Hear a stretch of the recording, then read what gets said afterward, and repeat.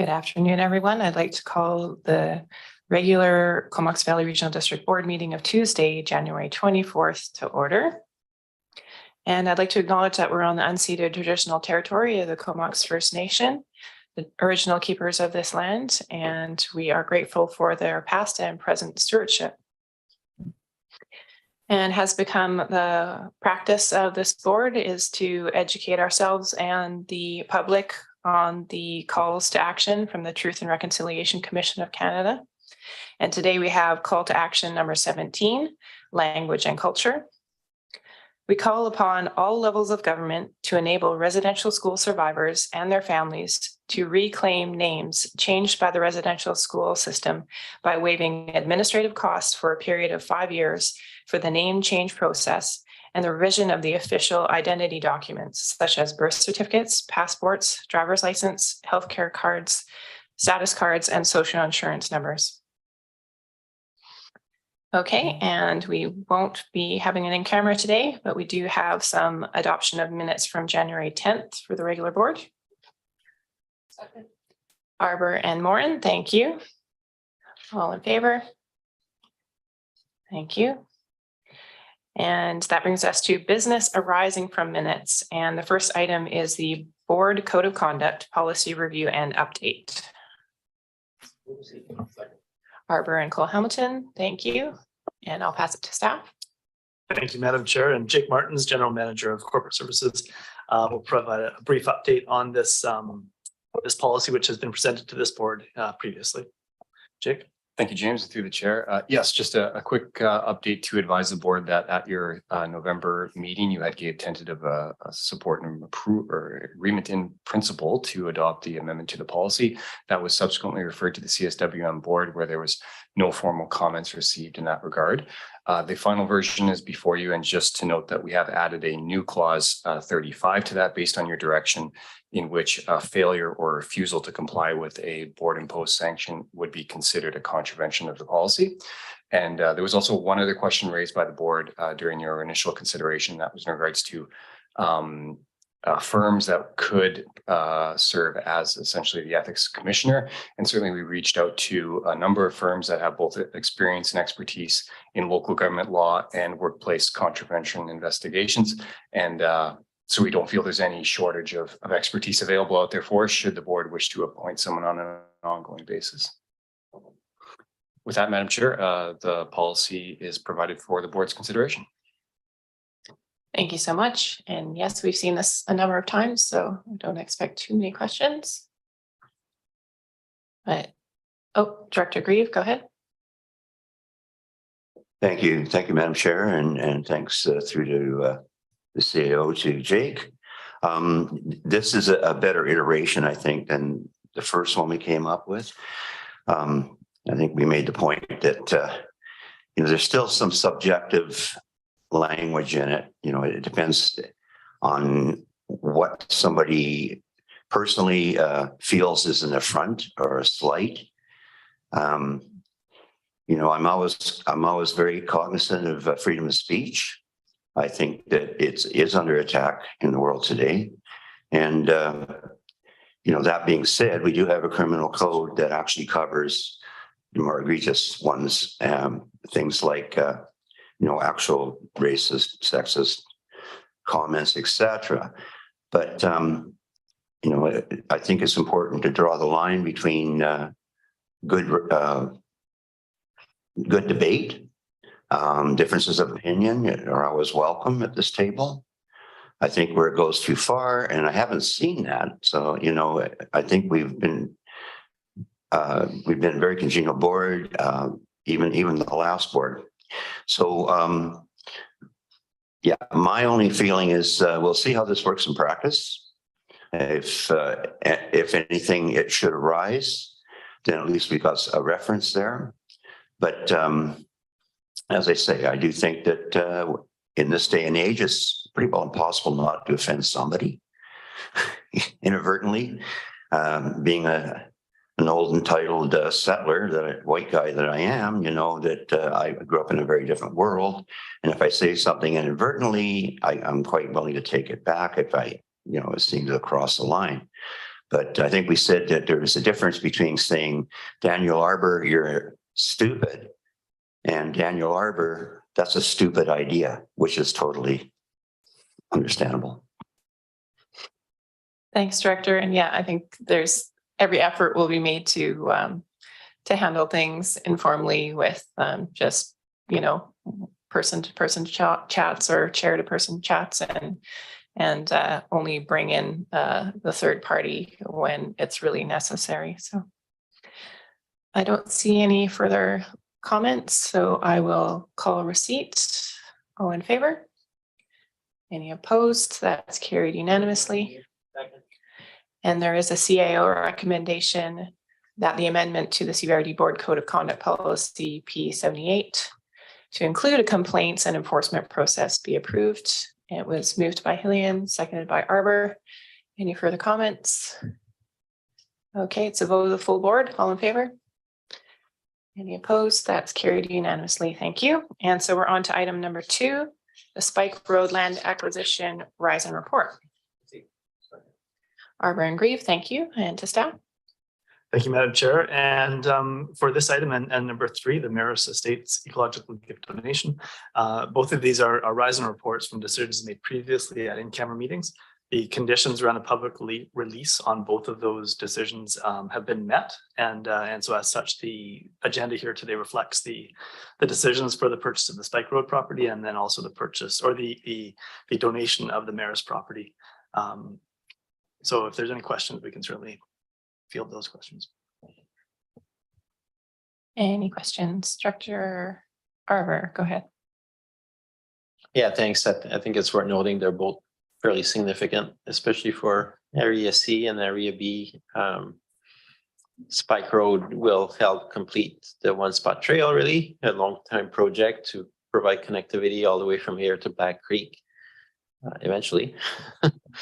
And the other one is like quite amazing, 40 acres of waterfront property near Merville, and what a donation and what a legacy. And I think, I guess we'll see how this board, maybe it'll be a good opportunity to have a conversation about the regional park service versus the rural park service and et cetera, as we intake that property.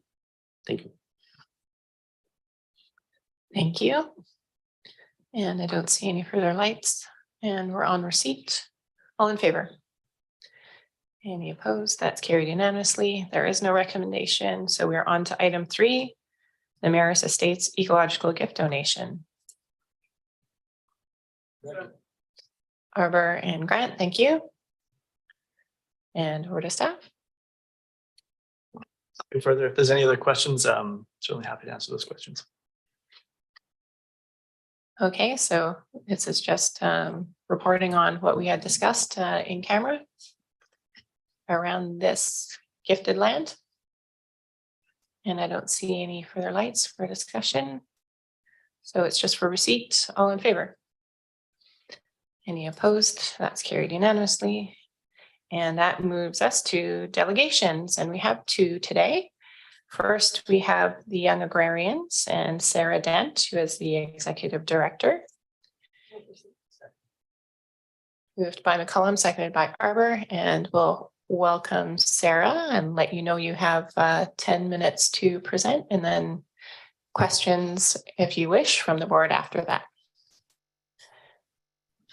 Great. Just want to make sure people can hear me.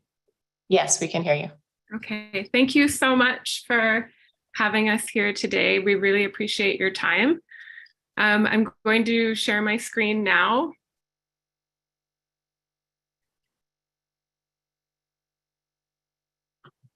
Yes, we can see it. Okay. Does that look okay? We do see the slides on the side, but that's fine. Okay. Maybe there's a better way. Enter full screen. There we go. Okay, great. Okay, we're so excited to be here with you all today. I'm going to go through this presentation as fast as I can. We have circulated it to council. So Young Agrarians is the largest educational resource network for new and young farmers in Canada. We offer farmer-to-farmer programming to grow the next generation of farmers. We started in 2012, so we're currently in year 11. And our program delivery is focused on Western Canada. So we run a remote office, we have 18 staff, and we have employees from British Columbia to Alberta, Saskatchewan, and Manitoba currently. And we collaborate with organizations nationally. The context for farming is dire. The 2021 Stats Canada census came out, and we continue to see that farmers are aging, and there are less and less young farmers 35 and younger in the country. We're now at 22,635 farm operators in that young farmer demographic.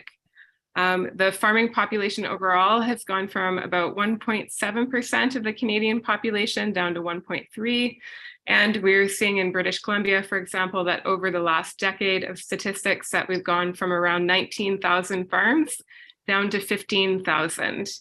So we are working on supporting the next generation to come into agriculture. Everybody's aware of how expensive the land is, and in agriculture, the cost of land and production means that the entry barriers are so high that young people are not able to enter in, even if they really want to farm. So our work as an organization is to support new farmers to access education, training, land, business mentorships, and resources.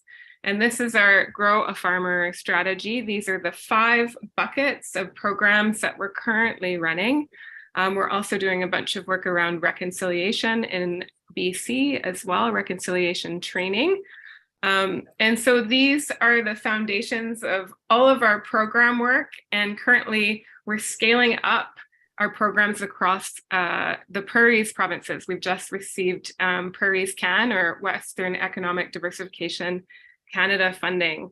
So in 2022, these are our numbers, just to give you a sense of how many people that we're working with each year. 2,000 farmers representing around 1,600 farms, 630 landholders, and 260 organizations. So we're here to talk today about the BC Land Matching Program. And we're really excited to bring it forward to council because our land matching program is just getting busier and busier year to year. For people who are new to the program and new to the work that we do, the BC Land Matching Program was adapted from a land matching program in Quebec, which has been fully provincialized through partnerships with local governments. They have 44 land matchers in Quebec. We have 6 currently in British Columbia. So land matching provides a pathway to agricultural succession, economic development, and rural revitalization by addressing farmer and landholder lack of knowledge around leasing and farm startups. So really what we're doing with the land extension service by providing land matching is we're helping to de-risk the access to land component. This work that our land matchers do helps to develop long-term secure agreements, which is so important to a new generation of farmers that are really dependent on leasing. Over half of Canada's young farm operators lease land. This is a proven pathway to demonstrate new farm startups. So you can actually measure it through the number of matches that get made in your region and the amount of acres that are kept in or put into production. So this helps to create an implementation strategy for agricultural area plans. And it tells a positive story on how governments are supporting the next generation of farmers and agriculture. So land matchers work to provide personalized hands-on support, connecting farmers with landholders, and they work to develop an inventory of farmland opportunities. So the province has an agricultural land use inventory, and we have a land inventory on our website, and that is actual land available to farm, whereas the provincial inventory gives us lots of information about the land. But this provides us with a tangible inventory of what land can be put into use where the landholder is ready to make an agreement. So we also do quite a bit of work around business readiness with new farmers. They're in startup and, depending on their experience levels around farming, we're really there to help them work out their business planning in advance and make sure that they are really ready to access land. And so the matching component of the work we're doing is so key because basically we are getting in touch with people who have land and we're finding out about their needs and vision for their property. We're helping to get them into an understanding of what's realistic and what does it actually mean to have a farm on their property. And then we're doing that with the young people or the new people, because we don't just work with young people, we work with people of all ages, to make sure that they understand the extent by which their farm would operate on the land and what their needs are for their farm. So we also do outreach and educational events throughout the year that helps us build outreach into the general community and reach more landholders and find more farmers looking for land. And we have land matchers currently in the Okanagan, in the Metro Van Fraser Valley area. We have one on Vancouver Island, the Columbia Basin, and we have two part-time in we call Central North, the whole upper part of the province. So this is the funnel for the program in the sense of we have to reach many, many people and we have to field hundreds of inquiries a year in order to boil it down to actual matches made on the land. So this just shows you how much engagement we've had. The program has been operating provincially since 2018. So we've engaged over 5,700 people. We've had over 4,600 people to our land access events, which could be a land social on a farm or a land linking event in the winter months at a community hall. And we've got over 1,500 listings on our UMAP currently with over 35,000 acres available for farming. And then these are the numbers for how many people are actually registered into the program. So they come in and they sign waivers and they have to review documents and go through a process to actually become a participant in the program.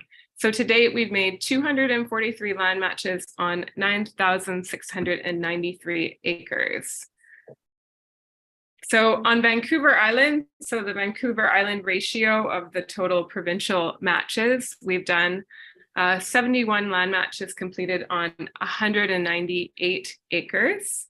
You can see we've got 350 people registered in the program on Vancouver Island. And so basically just to show what it is for Comox Valley, since 2018, of the 71 matches we've made, 12 have been in the Comox Valley. And of the 198 acres that we've matched, 80 of them are in the Comox Valley. So it's about 40% of the Vancouver Island acres matched, a very important area on Vancouver Island for land matching. So we have a success story in here, a testimonial. We have dozens of testimonials. I'll let you all read that in your packages if you're interested. We like to talk about how local farms build the local economy. And I think we've seen since COVID that there's a real need to make sure that we have short supply chains. And that means that we have farms in the future and therefore agricultural succession. And there's quite a bit of research done on farming and impact on local economy, the multiplier effect.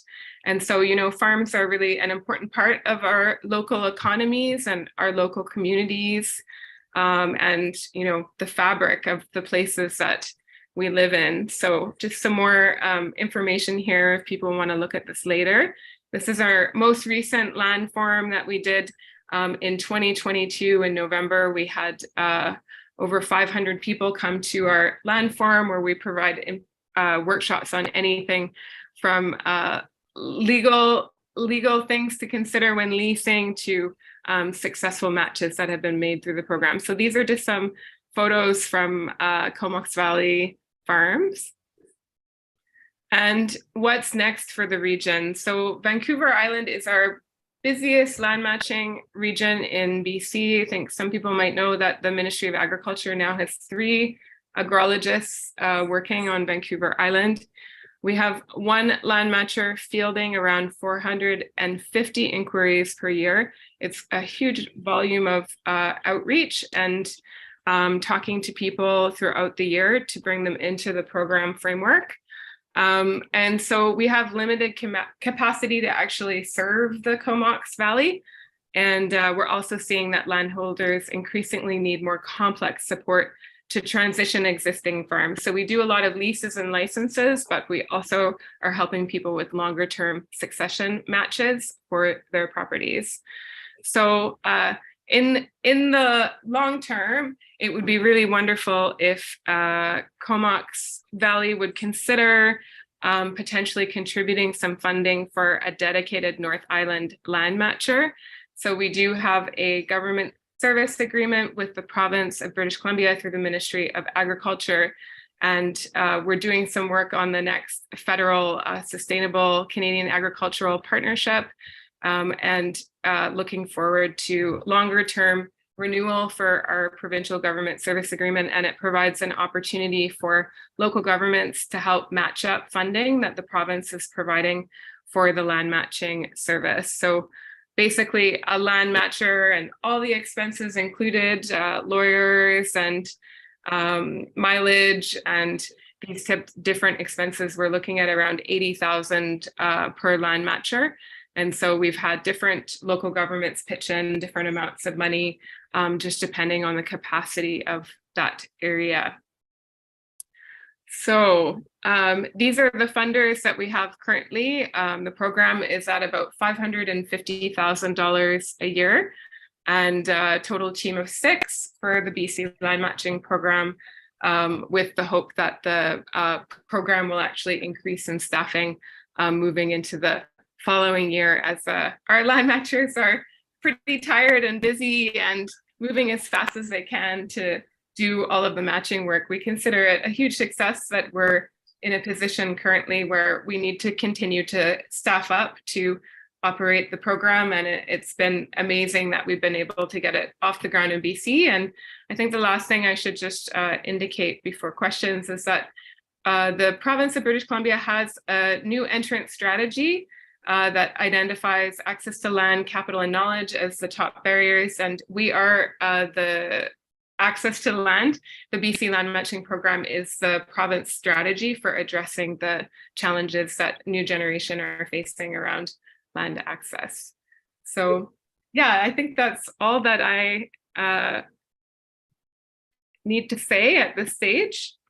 Great. Thank you for the presentation, Sarah. We do have quite a few lights on, so some questions for you. Starting with Director Arbour, go ahead. Yeah, thanks for the presentation, Sarah. And it's kind of, you're hitting the right board here in terms of people who were here the last term. I don't know if some of you recall, but when we went to Quebec City, we did a tour of La MRC Robert Clich in Beauce. And there was a presentation on the RTR program, which at the time did not exist in BC. And what was interesting is the MRC, which is like a regional district, was actually hosting the land matcher, and they spoke on that to us in addition to other topics. And there was, for those of us that were there was quite a bit of enthusiasm about local government playing that type of role. And I clearly recall the big smile on Director Morin's face when she collected the big basket of local produce and products to bring back to BC. And so that's it's great to see that the initiative has now expanded across the country, and it's great to see that our sister, twin sister, the other CVRD is already involved in the program. I guess one of the limitations we have here at the regional district is we still don't have an agricultural service through which we can funnel funds. So we would have to look at some of the other functions. I see the request is to do an analysis of our financial capacity or what structure would be used. And my only comment is I'm supportive of that, whether it lives at this board or at the ESC table. And for staff, if we're going to take the time to do that, I think this kind of program, what we learn in Quebec is this is better off as a multi-year exercise than as a year or two. So I think that might trigger the whole agricultural service question. I would want to know that we're gaining steam on it year over year, because there's nothing worse than to start something with some momentum and then the funding disappears and all the partners, all the farmers, everybody kind of have to disperse, and we know how much need there is to actually increase farmers' participation in the sector and young farmers, and also to expand the sector as a whole. So I'm very supportive. Thank you. Thank you. Next, we have Director Grant. Thank you. Well, thanks for the presentation. It's actually a really interesting concept that you have. I'm wondering, I'm always a little bit leery of leases and things. And I know when you get into landlord tenants agreements, there's always a lot of things at the end of the lease, or when you want to get someone out, or if it's just not working. So is it just a normal lease, like you lease it for 10 years and when the lease is over, you're gone, or is there other things? And the other question I had, I'll ask them both at the same time, is why wouldn't the province pay for a land match, or why would you come to the local government? It seems like a great program where they could do this much more efficiently and with much more money at a provincial level. So can I respond? Yes, please. Okay, so leases vary in length and in terms. We use agricultural leases that have been developed for agriculture that have a number of clauses in them specific to agriculture. So they're very customized, and a big part of our service is to help people understand the entry points and the exit points to their leases, and what types of conversations need to be had in order to enter and exit. That's the main point of the agreement. So they really do range in length, and most agreements go well. And yeah, there are agreements that don't work, and our land matchers are available to provide neutral support to the parties to help them work through complications and provide some what we call aftercare after a land match is made. The province is paying for the program. They're paying the lion's share of the amount of money for land matching, and it does require multiple funders to make the overall program budget work. In Quebec, it has spread across Quebec because they are funding agriculture at the local government level. They see it as everybody's responsibility, not just a local or a provincial or a federal. You have to have all the systems working together to maximize the amount of service that you're offering into agriculture today, because it's such a low margin industry, but we all need to eat. So the province is very involved in the land matching program, and we do have a different structure than Quebec has. It's just worked differently here. And I think there are cultural differences between Quebec and British Columbia that have meant that we haven't been able to get, 80 local governments to sign up to pay for the service. So we're working local government to local government. We're building relationships here and there as we can. And we're running 5 different programs. So the BC Land Matching Program is just one of our 5 programs that we're operating currently. To date, we've been able to work with about 6 or 7 funders on the program. That's been our capacity so far. But I believe that we will move into a time with the province, if land matching is in the federal, like in the Canadian Agricultural Partnership, where we will actually have a 5-year agreement.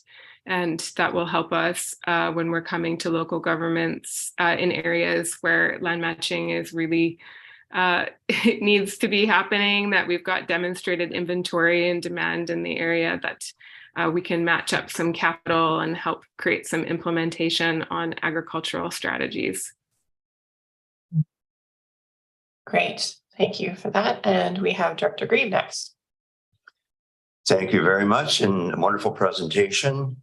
I represent a major part of the farming community in the Comox Valley in Area C. And I think Director Arbor alludes to the fact that unlike municipalities, we are unable to be quite as flexible about funding this, that, and everything, unless we have an actual established service or function. It's part of the regional district system. And obviously, we end up having delegations, and we try to find money in little corners as people work off the side of their desk to make things happen and what have you. But I agree with Director Arbor that, you know, we've got a lot of very serious initiatives coming forward for agriculture with our food hub and our agricultural plan. And I would be willing to put forward, actually later on in the meeting, we have a little agenda item around establishing a new service, because we have social issues that we don't have a proper fit for, and we end up putting them under general administration or something else. But my real question is, how do you build up equity? I know that farmers I know are having a hard enough time getting credit at the bank. So, you know, you don't really have an asset if you're just renting it. And the old saying is always, how you make $1 million in farming, you spend $2 million. So I'm just wondering, how does that work? Oh my gosh, that's like the best question ever. That's like the $1 million question, really, is how do you build equity? I think one of the things is that like they aren't building equity in the land. They can build some equity in their business. I've told farmers over the years, like, buy anything you can anywhere, even if you're leasing the farm over here and you're buying some other type of asset over here. It's the issue of the time for our generation. I'm not really sure if Darcy can add any more to the equity question.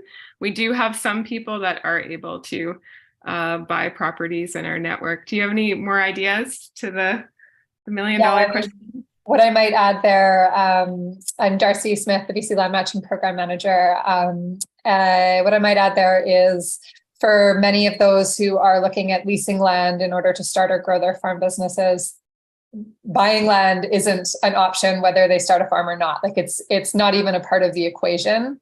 And being able to start a farm business on leased land allows them in some cases to build up the business records in order to be able to get lending from something like Farm Credit Canada to later be able to purchase, or to run a business without having to balance the cost of a mortgage. Lease rates are far more in line with production values and farm revenues than mortgages are. And it, without that mortgage, frees the farmer up to, as Sarah mentioned, explore other ways of building equity, whether that's through RSPs, mutual funds, other real estate investments, things like that. Kind of rethinking wealth management from a real estate investment perspective. And one of the things that we're seeing with a lot of farmers who are now in a position of wanting to retire is this very difficult position they're in of needing to sell the land in order to retire, but not wanting to leave the land that they've stewarded for their farming careers. And that's a tricky position for a lot of those farmers to be in. So I think that rethinking wealth management and retirement and equity building is going to be necessary for the next generation, both immediately and thinking long term into when they're retiring as well. Thank you for answering that very difficult question. We do have one more for you, and that's from Director Morin. Great. Thank you so much for the presentation. I don't have too much to add or to ask, but Quebec is certainly a model for this topic. I just read recently that Quebec has reached 50% self-sufficiency for fruits and vegetables grown in greenhouses, but that's pretty incredible. And I think obviously with this board and the community's goals around climate action and focus on self-sufficiency and having as much locally produced food as possible is, all of this contributes to that goal. And I know that you are involved I believe you're involved in the agricultural plan that Director Grieve mentioned. And I just, I wondered if you had anything to say about that involvement. I'm assuming that you've probably been contributing this information to that process, and hopefully through that planning process, we can look at, how we can support this, this initiative and others. Not sure if you caught a question. I was just curious if you had feedback about the ag plan process and whether you see a role there in terms of this work. Darcy, have we been involved with the ag plan for the area specifically? That's a great question. I feel like we're, I'm not sure. It's possible that our previous land matcher, Asia, was involved in some consultations, but would have to check back in there and get back to you. Our apologies. Okay, yeah, there is a chapter around farmland tenure, and interestingly enough, young agrarians is included in the acronym glossary. So you must be some in there somewhere, but I couldn't find anything really specific. So that might be an avenue to pursue. Thanks. I think we're on the radar in a lot of the agricultural area plans in the province, because a lot of them are identifying similar challenges around low sectoral succession and young people coming into farming and increased cost of land. So we have read agricultural area plans here and there, but specifically for the region, not sure currently. But I would say land matching is a strategy of the implementation side in response to the agricultural area plans. Thanks. Okay, I see we have one more question that popped up during that last one. Go ahead, Director Hardy. Yeah, thanks. In regards to human resources, is there concern from the young agrarians moving forward with regards to, again, pursuing these opportunities, but still struggling with trying to get human resources to come in and help with farming activities? So do you mean labor on farm? Yes. Yeah. Labor on farm's been a huge topic over the last year. A lot of, I think agriculture across the country has had labor market shortages. We're actually going to present to the Federal Labor Task Force Committee in February to input on their labor market strategy and careers in agriculture. So people are feeling it across the board. We do a lot of job postings in the sector to help drive traffic and get new and young people onto farms. We have had a lot of success with that. We have had good feedback from farms in our network that they have been able to find labor through advertising through our websites and social media channels. But it's all part of this viability equation for people as the cost of living gets more expensive, and people are having to make decisions about what kind of work they're going to be doing with their lives. And agriculture is losing out. So it is one of the challenges in the air for sure around agriculture that we don't know how to solve overnight, but that we're working on through basically our network of farms and working with people that have good track record as employers and helping to support young people to find good job opportunities in agriculture. So it's definitely top of mind. Thank you. Yeah, I found the stats at the beginning of your presentation kind of scary, that we're losing farmers, we're losing farmland, and in a time when we're having so much supply chain issues and increased costs of groceries. It just all seems to be going the wrong way. So I think organizations like yours are very important moving forward. And I don't see any further questions, so wanted to thank you both again for your presentation. Thank you for having us here today. We appreciate it. Have a good evening. Okay, so we're on receipt. All in favor of receipt? Any opposed? That's carried unanimously. And we're moving on to our next delegation, the Natsamat Wachai Affordable Housing Project. And we have Lindsay Monk and Roger Kishi presenting. And I guess, is the podium ready for them? They can come up to the podium and you have 10 minutes to present. Welcome.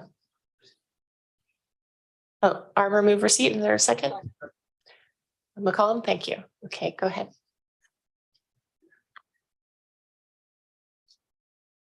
You just have to push the button. Oh, there we go. Excuse me. So thank you very much for receiving us as a delegation tonight. We're here to give a presentation on our Natsamat affordable housing project at 1679 McPhee Avenue in Courtenay.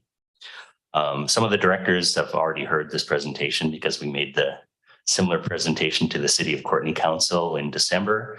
And we're very thankful that the council in Courtenay has agreed to fund up to $100,000 for the Courtenay portion of DCCs from their affordable housing fund.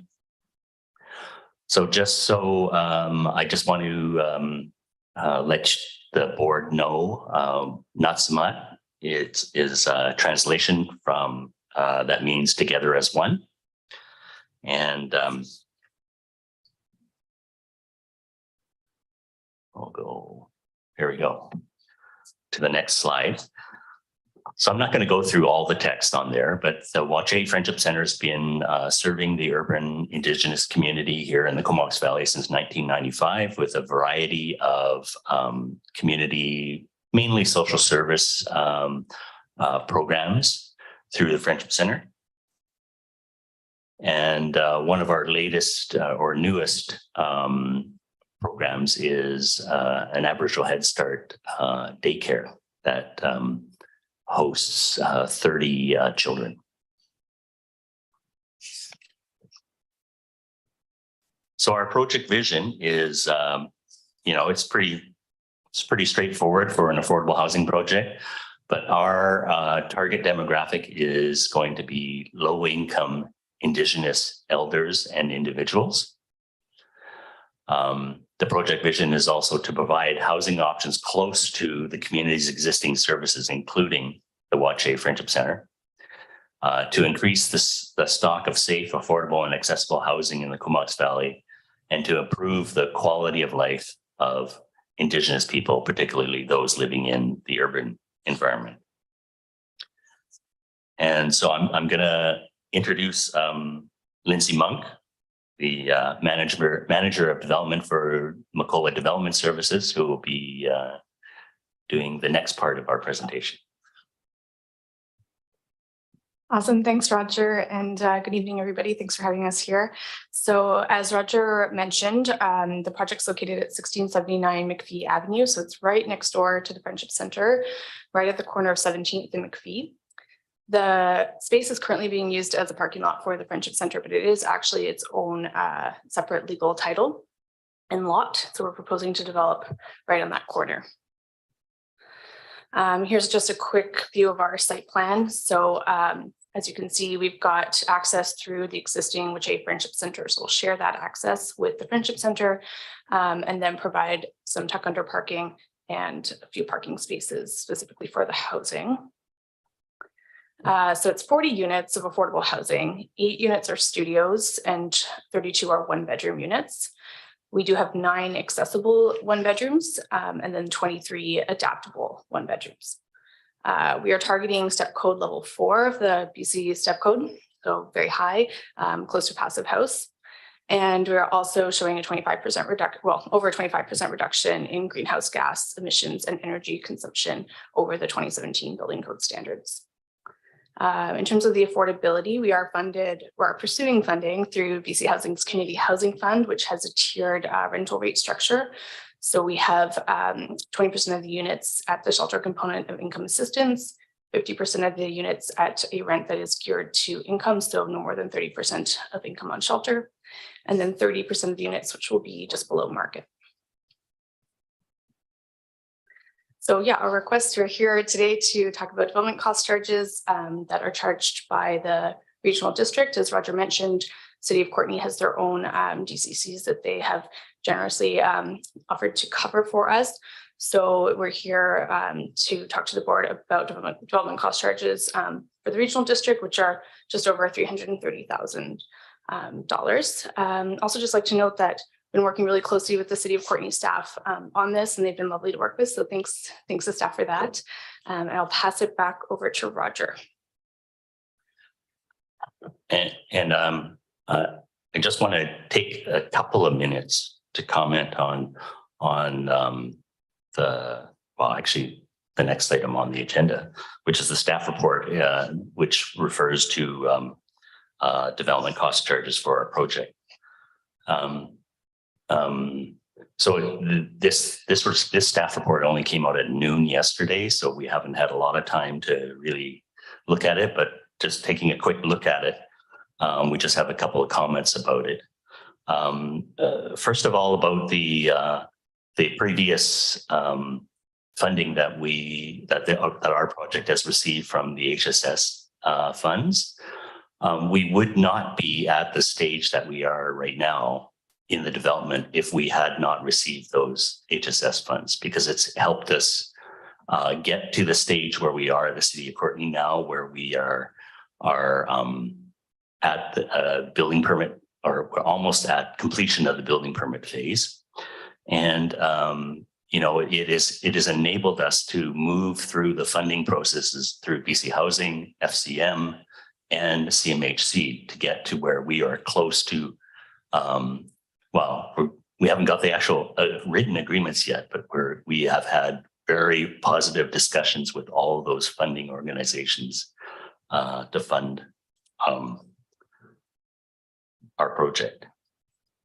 And one of the things that we do appreciate is that the staff is putting forward a recommendation to the board to enable funding part of the DCCs for our project. But the piece that is missing is what is the long-term plan for the regional district as to other affordable housing projects that will come forward with similar kinds of requests in the future. When we met with staff, which we did, I guess a couple of weeks ago, it was acknowledged that right now the regional district doesn't have a bylaw and policies in place to allow for exemption of DCCs for affordable housing projects. So we're hopeful that something might come forward to make amendments to those bylaws and those procedures so that they could be considered by the regional district in the future. So I think that's it for our presentation, and we would welcome any questions. Thank you both. And we do have some questions, starting with Director Hillian. Thanks, Chair, and thanks for the presentation. I just want to clarify the terminology, because I think that given that there isn't any provision to waive or exempt DCCs, effectively what you're asking for is a grant to pay the regional district DCCs.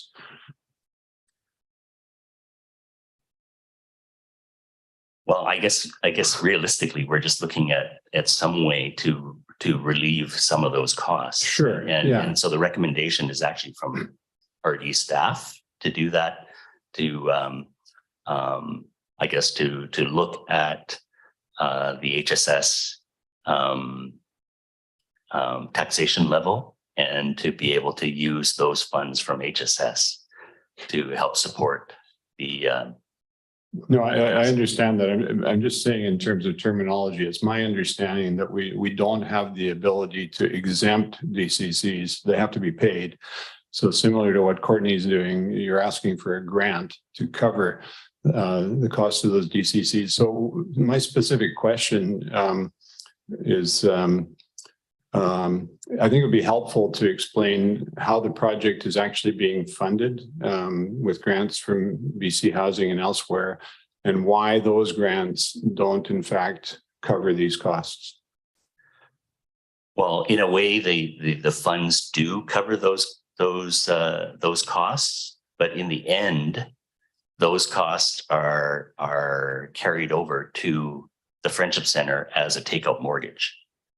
So any of those funds that BC Housing is putting forward, anything that isn't covered by a grant by either BC Housing or CMHC or FCM, ends up being in a takeout mortgage. So right now the budget is for our project is just over $15 million, and it's anticipated that the takeout mortgage will be about $7.2 million. So anything that can help to decrease what that takeout mortgage would be would help to sustain affordable rents into the future. Thanks very much. Thanks. Next, we have Director Grant. Yeah, thanks. Looks like a good project. Roger, I was just, you hit on at the end what I was thinking here, because if we go down a road where we start doing this for DCCs, this is going to really be a precedent setting thing for us. We're doing a project in Comox, and of course it's the same thing where you know they'd like us to waive the DCCs and we can't. I think that if this is an avenue that the board wants to go to, and I guess my question is as much the staff as anyone, is can you set up a DCC for this so that we collect money off of every development, so it goes in specifically for what your I think that's the answer to this in the long term, if that's the direction that the board wants to go. I think there are other examples in other local governments, and in our presentation to the City of Courtenay, they are looking at this as well, because I don't want to put words in any of the Courtenay directors' mouths, but with their OCP review, there's a bunch of things that they have to follow up on. They have to look at bylaw amendments and things like that. So, and in discussion with Courtenay staff is they are considering changing their DCC bylaw to allow for exemptions for named organizations or types of organizations. There are examples in several local governments in BC where they do have policies and bylaws in place where they can do that. That does allow them for that. In the discussion that we had with RD staff, they acknowledged that the current bylaw does not allow that, but that you know, if an amendment came forward to change the bylaws, that may enable the regional district to do it. Yeah, so you've got the same concept, but we're coming at it backwards, right? So, sure. Or from a different direction. What I was thinking is, can you add a DCC so we can collect money in order to pay these things rather than exempt it? Does that make sense? You would know that. I guess that's more a question to staff. I think that's more of a question to staff. You know, the examples in other local governments is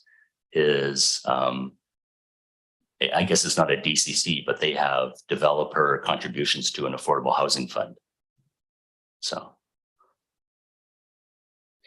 Okay, so we might go to staff after the next director, just to see what sort of options and talk about whether we want to call receipt on this and talk about the next item, which has the report, or not. Director Arbor. I'll save it for the report. So any directors have questions for our presenters before we move on to the development cost charge report? Director Gave, go ahead. Thank you, Madam Chair.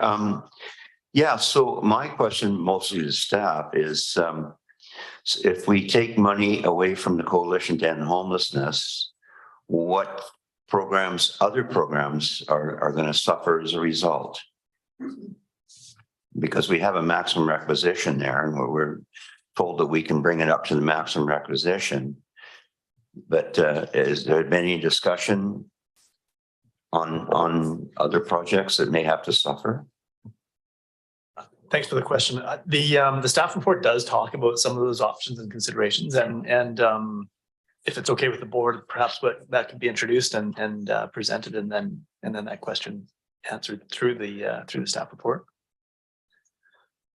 Okay. Just one other thing that it's sort of interesting on the agenda that that our delegation just requires it's a one person, one vote, vote. But in the staff report, it's actually going to be a weighted vote with the town of Comox not having a vote. Yeah, so. Right, for the homelessness support service because they're not participants. Yeah. Yeah. Okay, thank you. Thank you. So we're on receipt. All in favor? Any opposed? That's carried unanimously. And so we're on to item 1 of the reports, development cost charge, Wachai Affordable Housing Project. McCollum and Arbor, thank you. I'll pass it to staff. Thank you very much. And I'm pleased to introduce Alana Mullally, General Manager of Planning and Development Services, to introduce the staff report and will be available to field questions.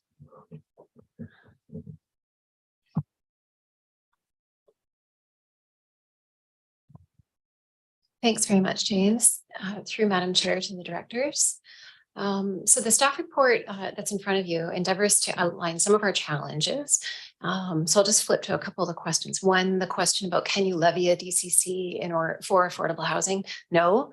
You can levy DCCs for paying for utilities. So construction, alteration, expansion of your sewer, your water, your road network. You can also levy DCCs for park, which we do in the electoral areas, both water, sewer, and park. So no, Roger indicated that there are some other tools that local governments can use to establish reserve funds for paying for affordable housing.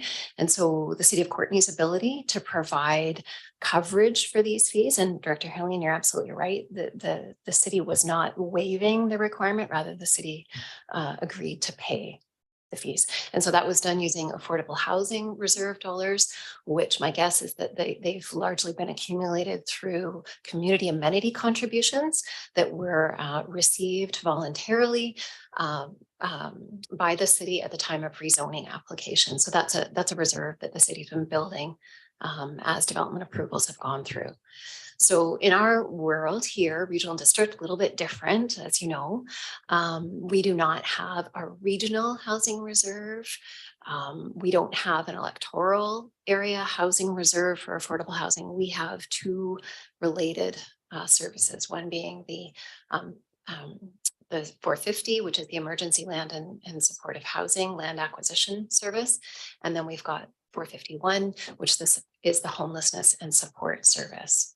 And so this report talks about, in the absence of having another service, these would be the 2 that you could reasonably look at if you wanted to cover the cost or a portion of the cost.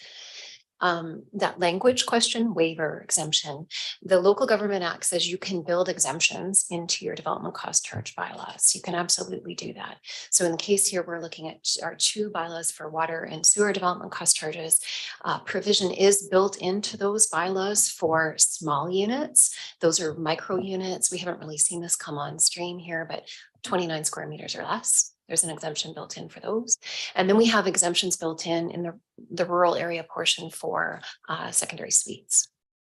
So those are the exemptions that have been, like the similar exemptions that have been built into the bylaws. So in the absence of being able to levy a DCC specifically for this, in the absence of exemptions defined in your bylaw, staff would suggest that if you wanted to support this request, we would look to the homelessness and support service. The dollar amount, it is a significant dollar amount that is owing for the project. Even if you were to raise or levy, pardon me, the maximum requisition for the homelessness and support service, you would not be able to cover in 2023 the full payment of these DCCs, plus the recommendations that you'll be seeing coming to you as part of the financial planning process from the coalition leadership team.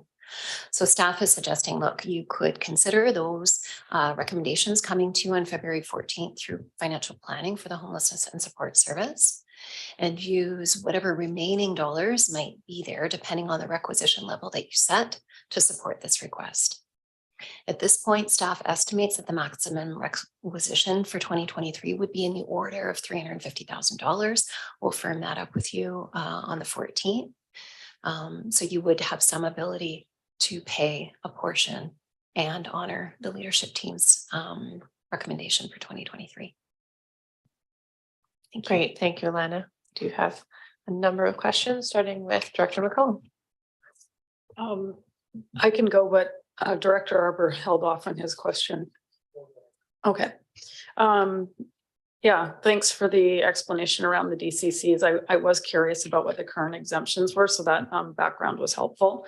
The report does say that there's no ability to exempt, but we do have the ability to amend those bylaws if that was the decision of the board to exempt for, affordable housing that meets the BC housing definition, or there would be a way to do it if that was the direction the board decided to go. Is that right? Through Madam Chair, that's correct. So you would initiate an amendment to those bylaws to build in exemptions. And if we were to go that route, how long is that type of process to make a DCC bylaw amendment?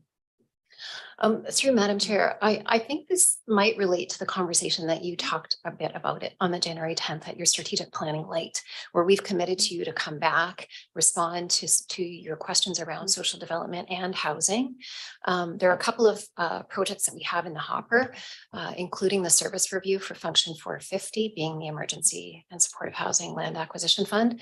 And one of the key questions we've put to that consultant is, how do we leverage these two housing services to give you the best bang for your buck to achieve your strategic priorities around affordable housing?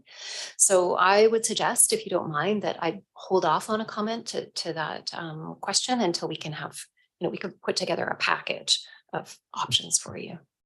Okay, yeah, that makes sense. I may have another question, but I'm going to let other people go. Thanks. Oh, I see our CAO Russell has his hand up. Go ahead, Russell. Yes, thank you very much, Madam Chair. I just wanted to add to Alana's response with respect to amending the DCC bylaws, that the bylaws are a function of two separate services, sewer and water, and we have delegated authority to the administration and operation of those services to the Sewage Commission and Water Committee. So there would need to be some discussion with them. And I think that best practice when it comes to setting DCC exemptions is to look at the whole package. And if an area of the community isn't providing those DCs, that means that the remainder of the community that still pays them kind of makes up for that difference. DCC bylaws, have a very robust best practice in terms of how they are establishing and looking at the bigger picture when decisions are made on DCCs. I would suggest best practice in terms of a larger look rather than just modifying it for one particular use at this time. So just encourage a fulsome consideration of this matter rather than just amending it for a specific ask.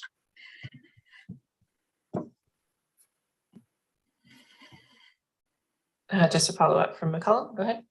Yeah, thank you, Chair. I just a quick follow up on that. Are you aware, or is the suggestion of exempting affordable housing from these regional DCCs, is that fairly out of the box to your knowledge, or is that how some communities are addressing it? I assume if it's coming up in this particular circumstance that it, must be a common ask, because the funding model across BC is pretty similarly applied.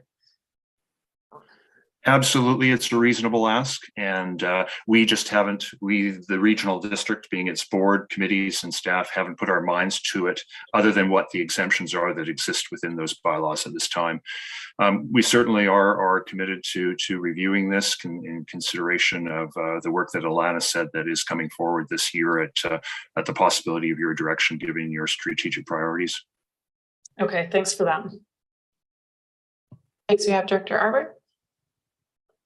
Thanks. And yeah, Dr. McCollum, and I think like as often it is the case. So, there's beyond the best practice and all the rest of it, there's also a political consideration here in the sense that the housing service is not supported by the town of Comox.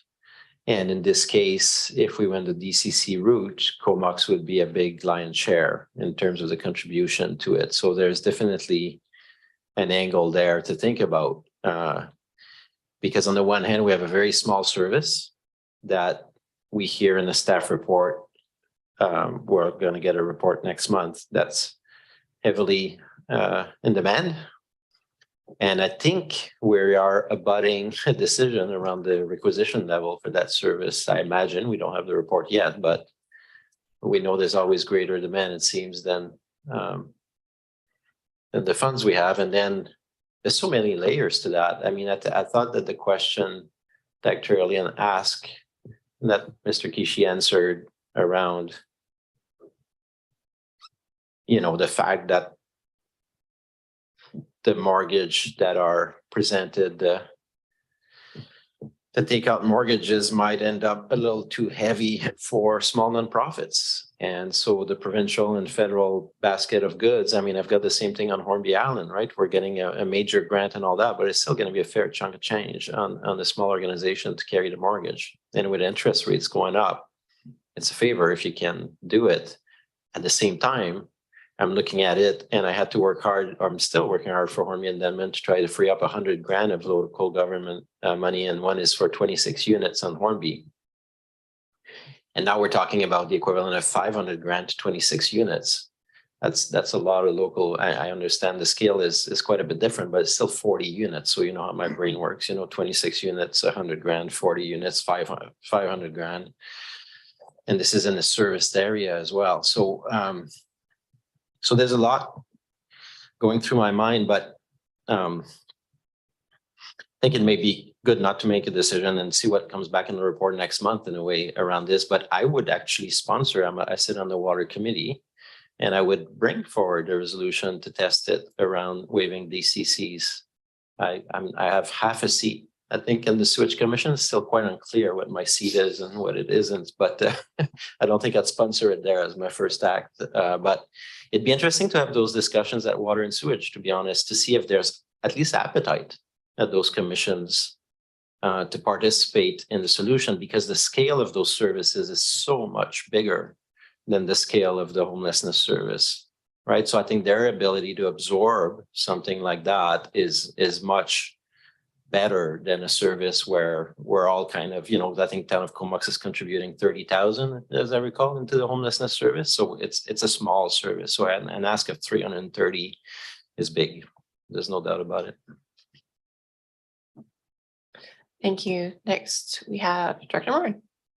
Great, thank you, Chair. Yeah, I'm in agreement with the comments basically made so far, that I think it would be good to look at those bylaws and potential revision of those. I think this is what we're seeing local governments do, these kind of measures to help deal with the housing crisis. This project ticks off all the boxes that came out of the housing needs assessment, which just as a reminder was a regional assessment. It means that we need these types of housing across the valley, and just because it's in Courtenay doesn't mean that down the road Cumberland or Comox might not have something like this come forward. And it would be really good to have something in place for projects coming up. So yeah, that's sort of where I'm leaning in terms of taking a look at those avenues as well, because I think we do need to push the envelope a little bit in terms of what we're doing to support these projects. Thanks. Thank you. Director Cole Hamilton. Yeah, thanks, Chair. I'm largely in agreement with what I've heard so far, and I think our CEO is recommending that we take a more sort of fulsome look at any change in DCC exemptions at both water and sewer, and consider it that way. I favor that. I think that it would be, I think, impossible for function 451 we can see the challenge that even this single request is creating for that function, that folding that process of exemption into the water and sewer services makes sense. I guess my question here is, if we were to, I guess, defer this item, what sort of time frame does a decision need to be made on the PCCs for the Wache project? How much time would we be allowed to spend looking at the situation with water and sewer first? Through Madam Chair, I think, we did have a discussion with Wache and with Macola staff, but I think probably the question would be best put to them around what is the implication of timing on this for the funding of the overall project.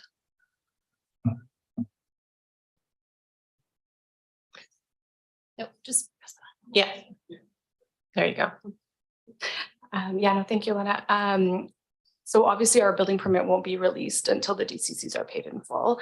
We're still working hard with City of Courtney staff on the building permit, so it's not ready for us yet. But we are hoping to have a March construction start. Thank you. Next, we have Director Grant. Yeah, thank you. So I guess when I look back at when the Coalition to End Homeless first started, the way things used to work before them is all of these groups would come, and I think there's about 12 of them, and every year at budget time, they would line up and ask their requests, and then we'd sit there and go, I don't know, which one do you think is good? And as a result, we really didn't do much of anything. And one of the reasons for the coalition was to bring that all under one umbrella, so that they could tell us what the right projects were to fund and how to do it. And it's worked really well. If we go with the current model that the ask today, it really puts us right back into that picking and choosing who the winners and the losers are. And so I'm not saying that this is bad, but I think we need to find a way, if we're going to go down this road, and it sounds like we are, to get a really permanent source, because who do you give the money to? How much do you give? Where's the limit? And can we advocate to the province to give us some better authority in order to exempt DCCs for certain kinds of housing? I think would be an important piece. I don't want to go back and get back into the same problems we had before. I'd like to find a way to make this work that works for the long term, because the minute that you do this for one, you're going to have everybody lining up at your door, and then you're going to have to figure it out from there. And that didn't work before. So I'm not sure the answer. I guess that's why staff gets paid the big bucks. But, I think that's something that needs to be addressed if we're going to get a report on this and move forward. Thank you. Director Hardy. Thanks. Just a couple of comments. I guess first and foremost, one comment that I have is in regards to the Comox Valley Regional District and its commitment to reconciliation with Indigenous peoples. And to me, what's being proposed here by YHA, to me, is an opportunity for the Comox Valley Regional District to walk the way they talk when we start talking about reconciliation and developing partnerships with Indigenous peoples. I think it also, when we start talking about the CVRD and its commitment with regards to affordable housing services, this ticks off a box as well. And I guess my final comment would be, I got two more, and it's a similar type comment or question that I had, or that Director Arbor had, in regards to, if we're going back to the water and sewage commissions, and the town of Comox is comprised of those commissions, yet they're not part of the housing service, is there a bit of a conflict there? And then my final question or comment is in regards to, we've spent, or will be spending, a whack full of dollars, millions of dollars, in fact, to purchase properties for parks. And I guess if we're looking at priorities in regards to what takes precedence over what, is it buying a park, or is it trying to help some folks out with regards to putting forward some affordable housing here in the Comox Valley? I guess we just have to ask that question to ourselves as well. Thanks. Thank you. And next we have Director Hillian. Yeah, thanks, Chair. I just want to clarify that from my questions before, I certainly didn't want to imply that I didn't support moving forward with this. But I really do wish that when funding came for projects from senior government, that the funding covered all the costs And we didn't have organizations having to, basically go from pillar to post, trying to raise additional funds. We're talking about a basic human need here that my belief is that it should be funded through our senior governments, which everybody pays into. But my specific question right now is pertains to the recommendation that that will be before us. It specifies that we maximize the homelessness support service requisition in order to pay a portion. And I wasn't quite sure from the different figures in the report what that portion would actually be. So I'm just wondering if we could have that specified so that it's before us clearly. Thanks. Through Madam Chair to the directors. There is some vagary in that report. I think in part because when we've worked with the coalition leadership team, we've over the last few years, we've suggested to them that it's prudent to provide a couple of funding scenarios depending on how the board sets the requisition. So we're being vague, saying that we estimate the maximum requisition, will be $350,000 this year, like available for projects. And so then depending if you concur with that, going with that, then we could calculate that number for you. So on February 14th, you'll hear from Angela Fletcher and myself, the coordinator of the coalition's leadership team, talk about the 4 recommendations that the leadership team is bringing forward to you, and they provide a range of funding for each of those 4 projects. So WACHE is among the organizations that's recommended for funding in of those 4, and the range for that this project is $48,000 to $75,000, depending where you set the maximum. Okay, thanks. And just getting back to Director Grant's point, is the coalition aware of this ask coming forward from WACHE, so they potentially are factoring this into their calculations? Through Madam Chair to the director. So when we received the request from WACHE Friendship Center, we organized a meeting with WACHE Friendship Center and the leadership team, and the leadership team confirmed that this was not the question of DCC coverage was not part of their deliberation or part of WACHE's submission to the leadership team. And so, that their recommendation doesn't reflect this request. And then, we subsequently, when this report was prepared, we met with the leadership team just to say, would this have any impact on the recommendation that you're making? And they reaffirmed their process, which is to work with the coalition members, put together, do that expression of interest request, and then come back with sort of a consensus-based recommendation. Okay, and I think you've actually explained that twice, so my apologies for not picking it up the first time. Thanks very much. And back to Director McCullum.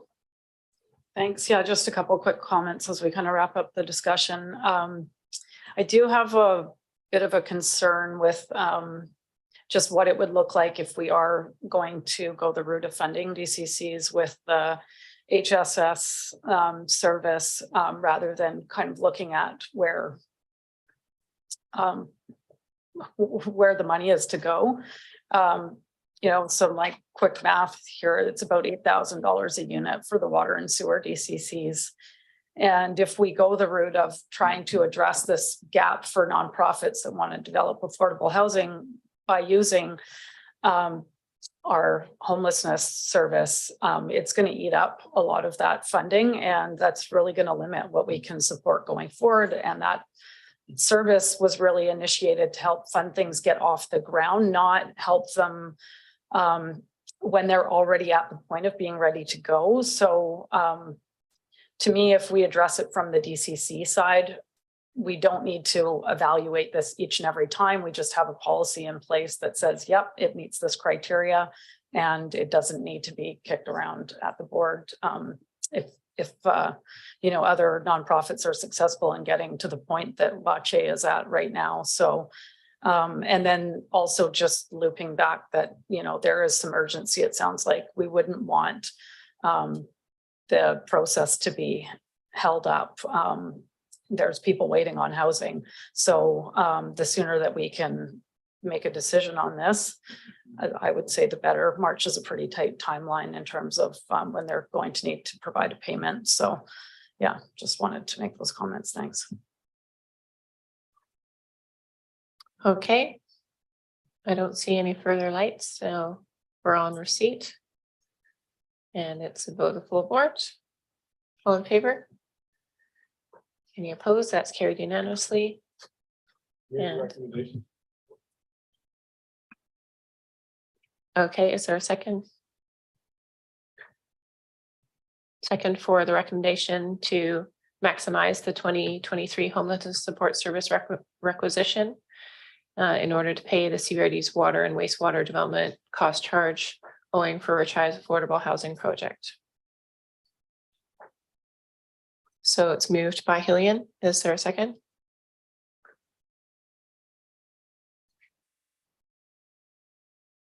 Okay, so the motion's not on the floor. It's open. Director Arbor. Thank you. I'd like to move an alternative motion, or at least test it. And let's just recognize the timing is unfortunate. There's nothing like having to make a decision like that when we just heard from the applicant that, you know, they're stacking as building permits and all that, but it's also, this could have been brought forward a few months ago, perhaps, you know, with that foresight. So with that in mind, I would still like to try to meet the objective here, and I would move that we defer this item to the February 14th meeting, but that staff comes back with information about moving forward with DCC to the Comox Valley Sewage Commission and the Comox Valley Water Committee, so that we have a plan in place, and if we decide to move forward with it, we have that option. And otherwise, we can reconsider this. So it's essentially a deferral with a request for more information. Second. Okay, well, if it's a deferral or a referral, I don't think we can have discussion. Just on the, on date and time. Russell, go ahead. Yeah, thank you, Chair. I just wanted to clarify the resolution. And are you asking us then to bring back more information on DCC amendments, the implications, the timing, the ability to do that, and the process to that 14th meeting? Is that what they're asking for, or was it a referral to the commission and committee to consider such matters? Can I, speaking, well, was there a seconder? Yeah, he seconded. Speaking on the motion. Oh, it's date and time because it's deferral. Sorry, I'm all confused. You can respond to. I can respond to the CEO. Yeah. I'm just wondering for clarification, if there is a meeting of the sewage and water between now and then, if that would be useful. No, there's not. There's Okay, there is. February 14th is the next. So the CEO is correct, just to bring back the information on the possibility and the framework for amending the bylaws and the feasibility of it, and then consideration to the board. Thank you. Understood, and that we can deliver on. Okay, I don't see any further lights, and the resolution is on the screen.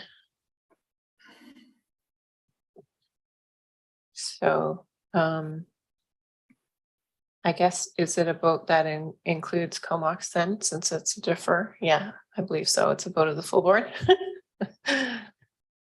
Okay, all in favor? Any opposed? Go ahead, Director Grant. No, I'm not opposed. I just wanted to make a comment that I think that with the provincial government putting such a push on housing, and David Eby's been really big on this, I think that it's a really good time to probably either get the chair or staff or whoever to meet with them and ask them about being able to exempt DCCs from these projects and or fund them properly. It's one of the main focuses of our provincial government right now, and I think the timing would be perfect to go and ask them for that. Thanks, Director. And just partly following up on Alana's comments earlier about the follow-up report we have planned from the January 10th strategic planning session.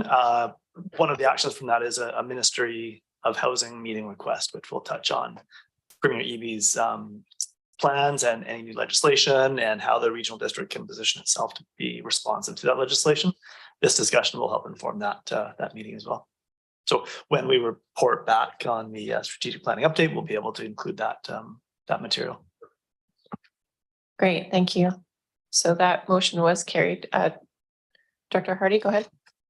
Yeah, just a quick question to the chair in regards to whether or not you think there's a need to follow up with our MLAs in regards to this request that Director Graham has put forward in regards to doing some advocacy work with the Minister of Housing. Yeah, absolutely. We could do that. Okay, so we're on to the next item. Yes, that was carried. Yeah, yeah. And so we're moving on to, right, the BC assessment from 2023. And we have Maurice online. Welcome. Good evening, everybody. Can you hear me okay? Yes, we can hear you. Okay, great. Well, without any ado, let's get started. I'm going to share my screen if that's all right. Yes, please. Okay, thank you. There we go. Can you see the presentation all right? Yes, it's okay. great. So I'd just like to say good evening and thank you again, Kevin DeVille, Manager of Financial Planning in the Comox Valley Regional District, for inviting me back again in 2023 to give a little bit of an overview of assessment and what's happened in the Comox Valley Regional District this year. Before I begin, BC Assessment's Nanaimo office is located on the traditional territories of the Sinemu Nation of the Coast Salish people. A little bit about myself. I've been with BC Assessment just about 18 years now in the Vancouver Island region and Deputy Assessor for just over 6 years. A graduate of the UBC Sauder School of Business Real Estate Division and a member in good standing of the Real Estate Institute of British Columbia. My portfolio comprises primarily of all residential non-strata properties on Vancouver Island and our Indigenous communities. And I have a staff of about 24 that sit around Nanaimo and Victoria. So tonight, the agenda might look a little familiar. I'm going to talk a little bit about the assessment role, market value and change, classification, the assessment cycle and key dates, a little bit of high-level assessment role overview for 2023, and the appeal process and some resources for local governments and our public. So a little bit about who we are, what we do, and how we do it. So we are a provincial crown corporation formed in 1974 under the Assessment Authority Act. We provide the province and local governments an annual list of properties identifying ownership values, classification, and exemptions for each property. We value just over 2 million properties every year, and this year we have a roll total value of about almost $3 trillion, and we provide a stable, predictable tax base for about 8.3 billion annually in property taxes for local services in our communities. So how do we value properties? So the most common way is by market value. The most probable price which a property should bring in a competitive market, all conditions requisite to a fair sale, knowledgeable buyer, willing seller, acting prudently, knowledgeably, without any undue stimulus or duress. Why do we do this? It's an internationally recognized and fairest system for distributing the property tax burden, as properties with similar values pay similar taxes. What does this mean for you? That this will mean that values fluctuate annually, as we've seen, based on what's happening in the market. And then we have some legislated valuation practices for utilities, farms, and managed forests, and these are valued based on prescribed rates set by cabinet each year. So there are some factors that we need to consider when we're setting our market values, and these include location. What is the proximity to amenities, transit, employment, recreation, land use controls? What does the official community plan say? What is the neighborhood plan? Is there zoning changes or any sort of restrictive covenants on the land or pass-through bylaw? Land characteristics, area, shape, topography, access to utilities and services. Are also in play. Building characteristics such as size, use, quality, age, and condition are also considered. And then for income producing properties like our Class 6 commercial properties, what is the rentable value, expenses, management and structural repairs and maintenance costs, vacancy and capitalization rates. Highest and best use. So this is an important piece of our work as well, because it provides the most, the reasonable probable use of a property.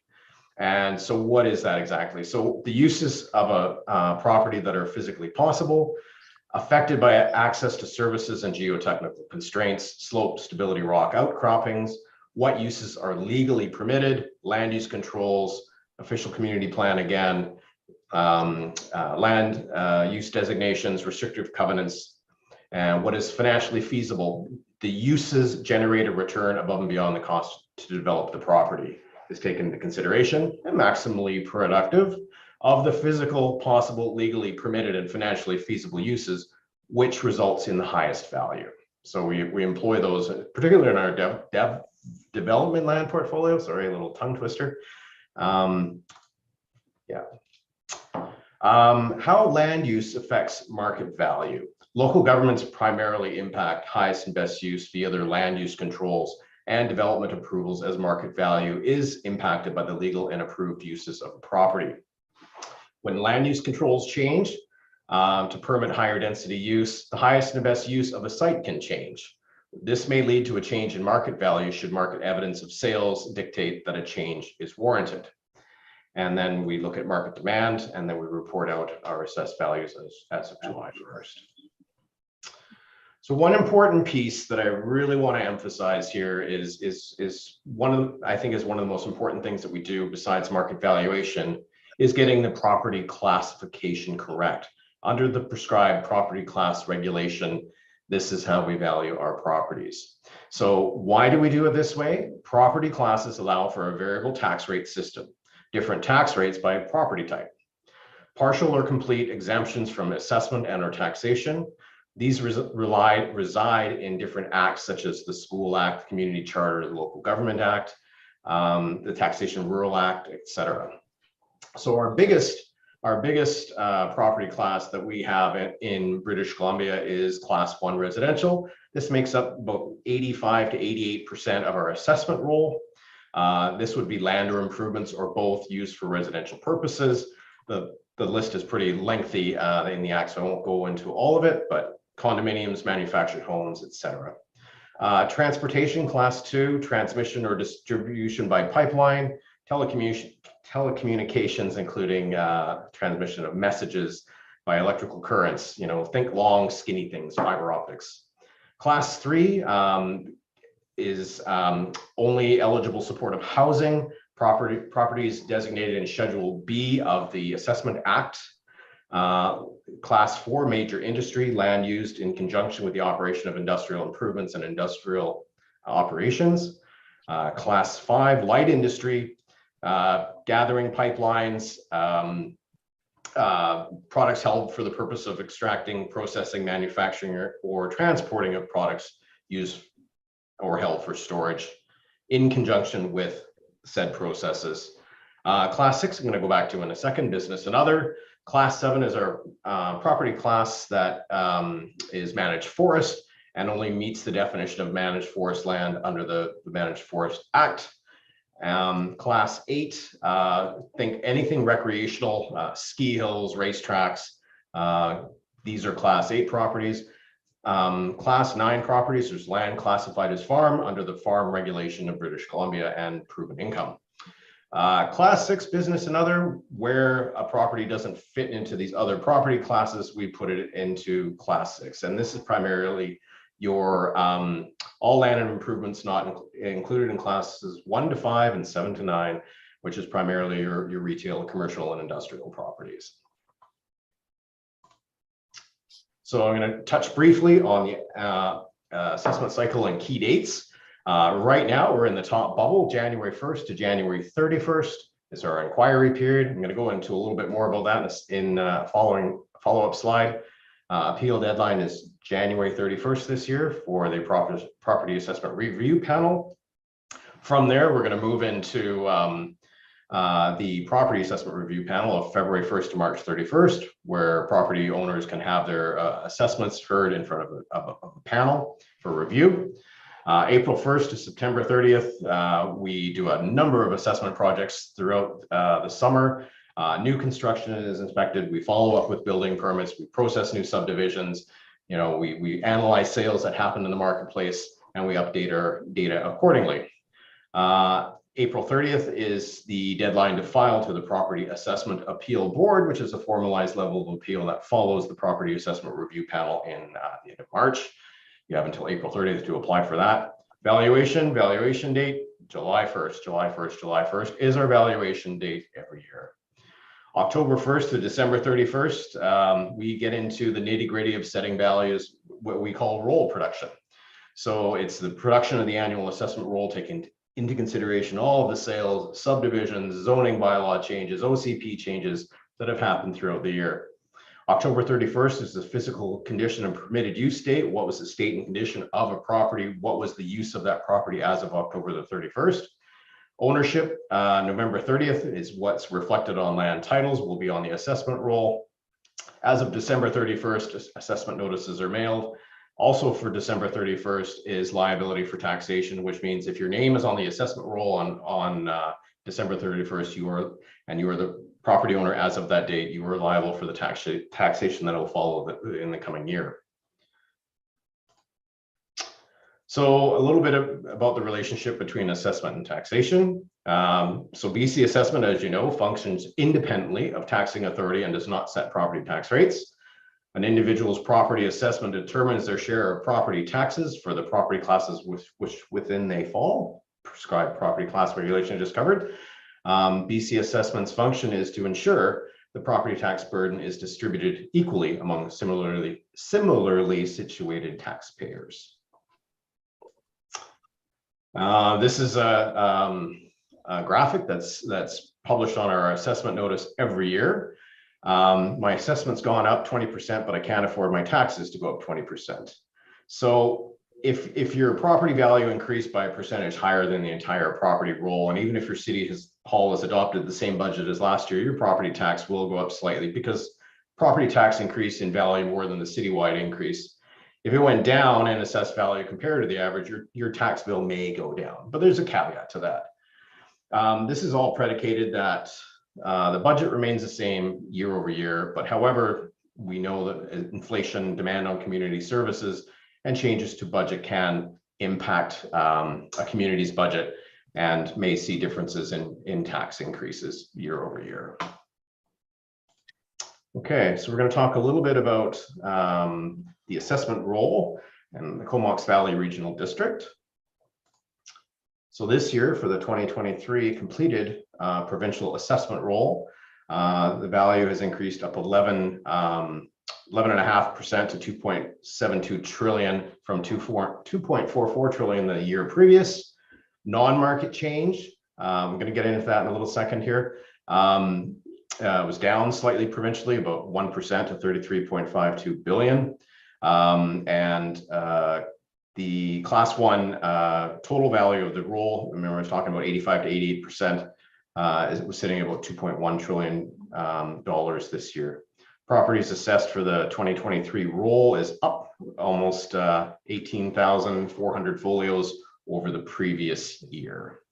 And we come from a place where we were sitting at 2.1 million folios throughout the province. When we started in 1974, there were only 879,000 folios. So you can see where we've grown in just about 50 years, how much we've grown. So for the 2023 completed roll for the Comox Valley Regional District, total number of properties is up marginally, about 1.2%. To 35,000. Previously it was 34,620. The roll, total value of the roll is up about 10.5%, 28.27 billion, and previously it was 25.27 billion, so up about $3 billion. Non-market change is down slightly, which kind of coincides with what we've seen provincially, down to 41.3 $43.17 million. So I'm going to talk about non-market change just for a little bit before we go into these next slides. So non-market change is anything that is non-market driven on your annual assessment roll. So this could be subdivisions, this can be boundary changes, this can be tax code changes, anything that we do to the assessment roll that is not market driven. So any of the mechanics and the work that we do behind the scenes every year, we add a new house, we build a new subdivision, or we add a new subdivision to the roll, you change the zoning of a piece of land, this is all considered non-market change. So we split the two out for our local governments. So let's begin. So we're going to start with the city of Courtenay. We're going to talk about Cumberland and Comox, and we're going to move into the electoral areas. This is something that's been asked of me year over year to produce around what kind of the major property types in a particular area have done. So for this last year on the in the city of Courtenay, single family residential is up about 13%. Last year, if everyone can remember to last year, we had some pretty wild increases across Vancouver Island.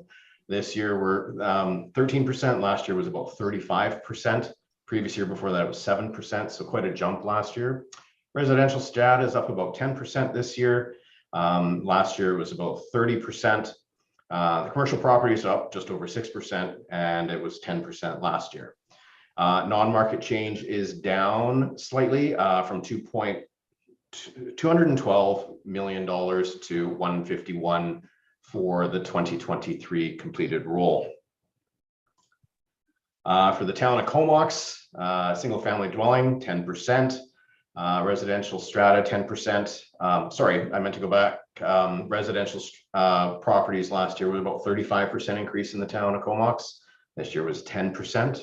Residential strata about 10% this year, 27% last year.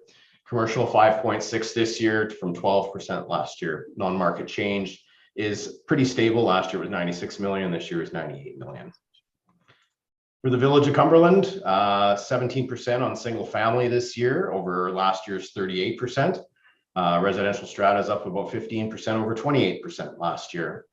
Commercial property is 7.3% versus 18.5% last year. Non-market change has been very stable. It was 25.2 million last year and 25.8 million this year. Now we're going to move to our electoral areas. Bain Sound, Denman, Hornby Islands. Residential SFDs up about 11% this year versus 41% last year. Residential strata 17% versus 27% last year. IC&I properties, commercial properties, sorry, 6% this year over 15% last year. So they've all come down too. Non-market change is up over last year at 36.7 million from 24 million last year. We move to electoral area B. Single family properties are up about 8% versus 45% last year. Residential strata is up 5% versus 29% last year. Commercial is up 5% versus 36% last year. Non-market change is down 36.1 million from 49.6 million the year previous. Finally, we got electoral area C, Black Creek, Puntledge. Residential up about 10% versus 43% last year. Residential strata is 22% versus 41% last year. Commercial property is up 5% versus 19% last year. Non-market change is up considerably to 83.5 million from 25.2 million, attributable to a lot of new construction that has gone onto the roll for 2023 in these areas. So it was another, as the residential deputy for Vancouver Island, it was another robust year, strong demand for inventory across Vancouver Island. With limited supply, some overbidding was still prevalent in the market. Almost 10% increase in single family sales volume across the island. You can see my numbers there. Last year, or for the 2022 roll, we had about 19,400 sales to set the roll. In last year, and we had 21,300 sales to set the residential assessment roll in 2022. This is an interesting number. So last year I reported out that it was the first year that I'd seen over there was over like 600 sales over $1 million north of the Malahat last year. And then this year's numbers surprised me even further. Now we had 4,700 SFD sales over $1 million north of the Malahat, and then over 620 of them over $2 million. So it's still showing that we had a lot of interest in our market on Vancouver Island, and some really high sales numbers that have come across our desks. Vancouver Island residential SFD assessments 10 to 20% compared to the rest of BC that were 5 to 15%.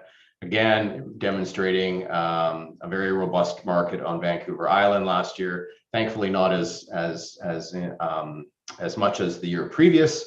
So it's showing us some signs of change. So I think that's welcome for many. Business and other. So class 6. Market demand for commercial properties remains strong in the spring and summer of 2022. And there are signs of economic recovery with IC&I properties across Vancouver Island. What my colleague has seen is industrial properties and warehouse and storage has been quite popular over the last 2 years. Assessment values are driven by market demand and income activity. Class 6 changes range from 5 to 7% across the Comox Valley Regional District compared to 10 to 25% for Vancouver Island. So now I want to touch just briefly on this because this is where we are right now in our business cycle, the assessment appeal process. So right now, if you're the citizens of the Comox Valley Regional District and other property owners have questions about their assessed value, please call us during the month of January so we can connect you with an appraiser that can review your market value, provide some comparable sales information, or point you to our website where you can source some of your own assessment information. I'm going to go into that in the next slide. It's very important that they note January 31st is the legislative deadline to file an appeal. So this is your request for written request for independent review of property assessment. Then we're going to hear the appeals February 1st to March 15th, first level of appeal through the property assessment review panel. April 30th. And then after that stage, we will have our revised assessment roll out to our local governments and those property owners who participated in the property assessment review panel. Those notices come out roughly the last few days of March, the first few days of April. And April 30th is the deadline to file to the Property Assessment Appeal Board. This particular level of review comes with a fee of $30. And beyond that, the next level of review is to the BC Supreme Court or the BC Court of Appeal on points of law. Just give you an idea of the process and some very important BC assessment resources. Over the last number of years that we've had our website, I see every year over year we make enhancements and improvements to our website. I can't stress it enough. Start at the website and look for some property information.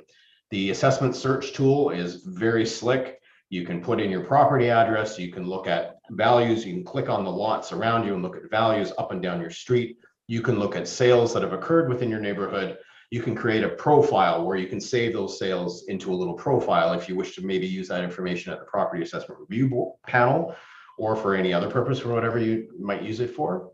You can also look on a provincial map that shows market trends and news across the province for most of the property types. You can drill down into a neighborhood and you can look at the property value changes. There's interactive mapping to look at more data in different views. There's even a way for property owners to submit minor property information changes to their assessment roll. They'll submit it online. We'll take it in, we'll review it, we may contact the owner, but it's another way for us to make our data more accurate and reliable.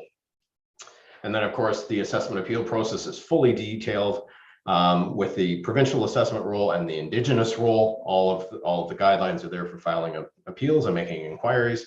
And there's also an area there that you can go to for services for local governments.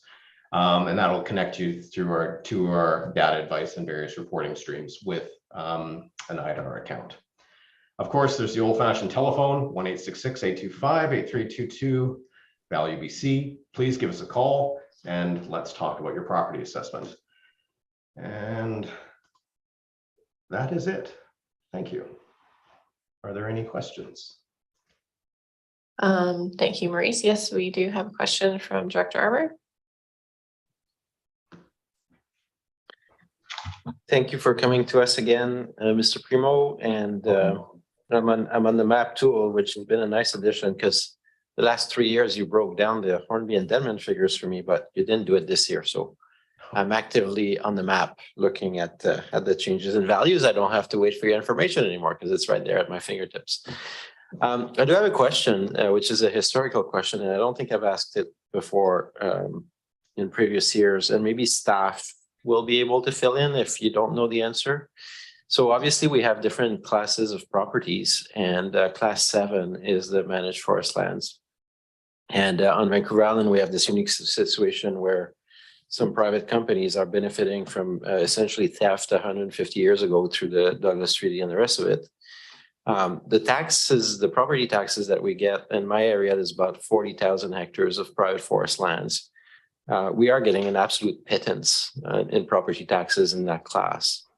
So is it the regional district that sets the property tax rate? Like, could I ask my staff for an adjustment in the class rate, or is it dictated by the province? That's a good question. I'm going to default to the latter, that it is guided by the province. I'm not, to be honest with you, I don't know the latitude for which a local government has to set. Thank you. Our financial manager is coming to the table to help out. Okay, great, excellent. That's not my area of expertise. The assessment piece is, though. Thank you for the chair to the directors. So yes, regional districts do not set tax rates.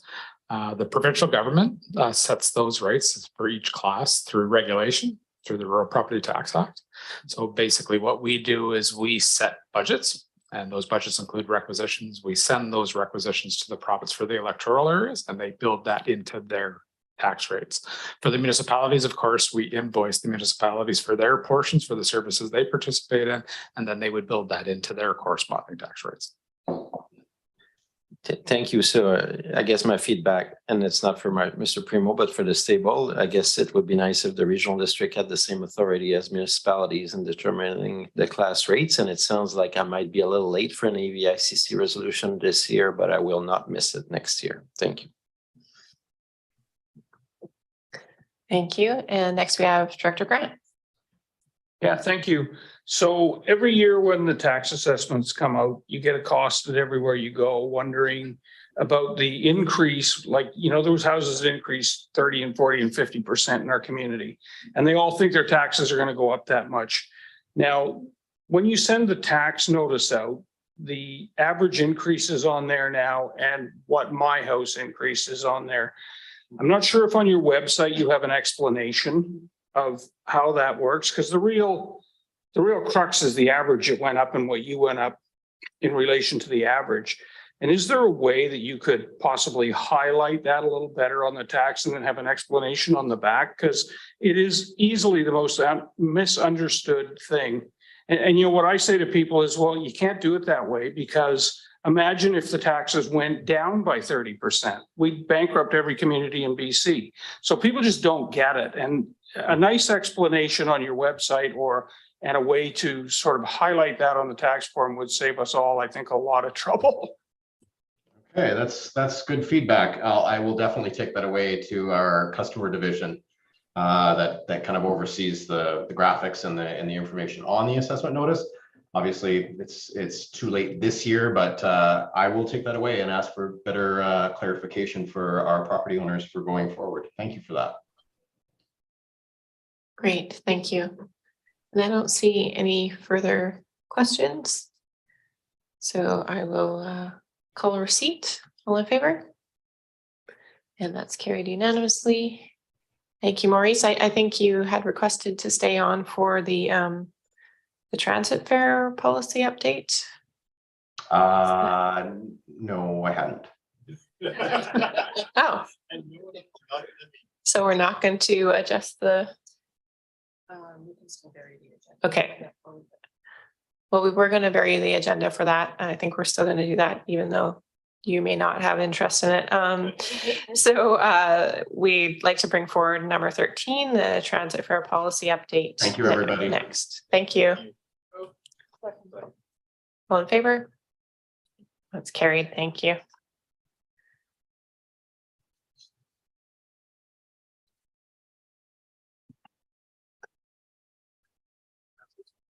We were going to have BC Transit in attendance for this, but they were unable to make the time. So okay.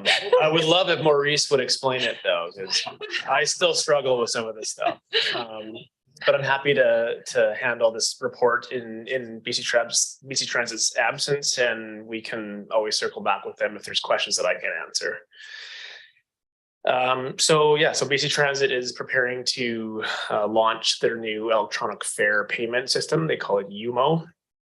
That's rolling out across the province, and it'll be in the Comox Valley buses about mid-2023.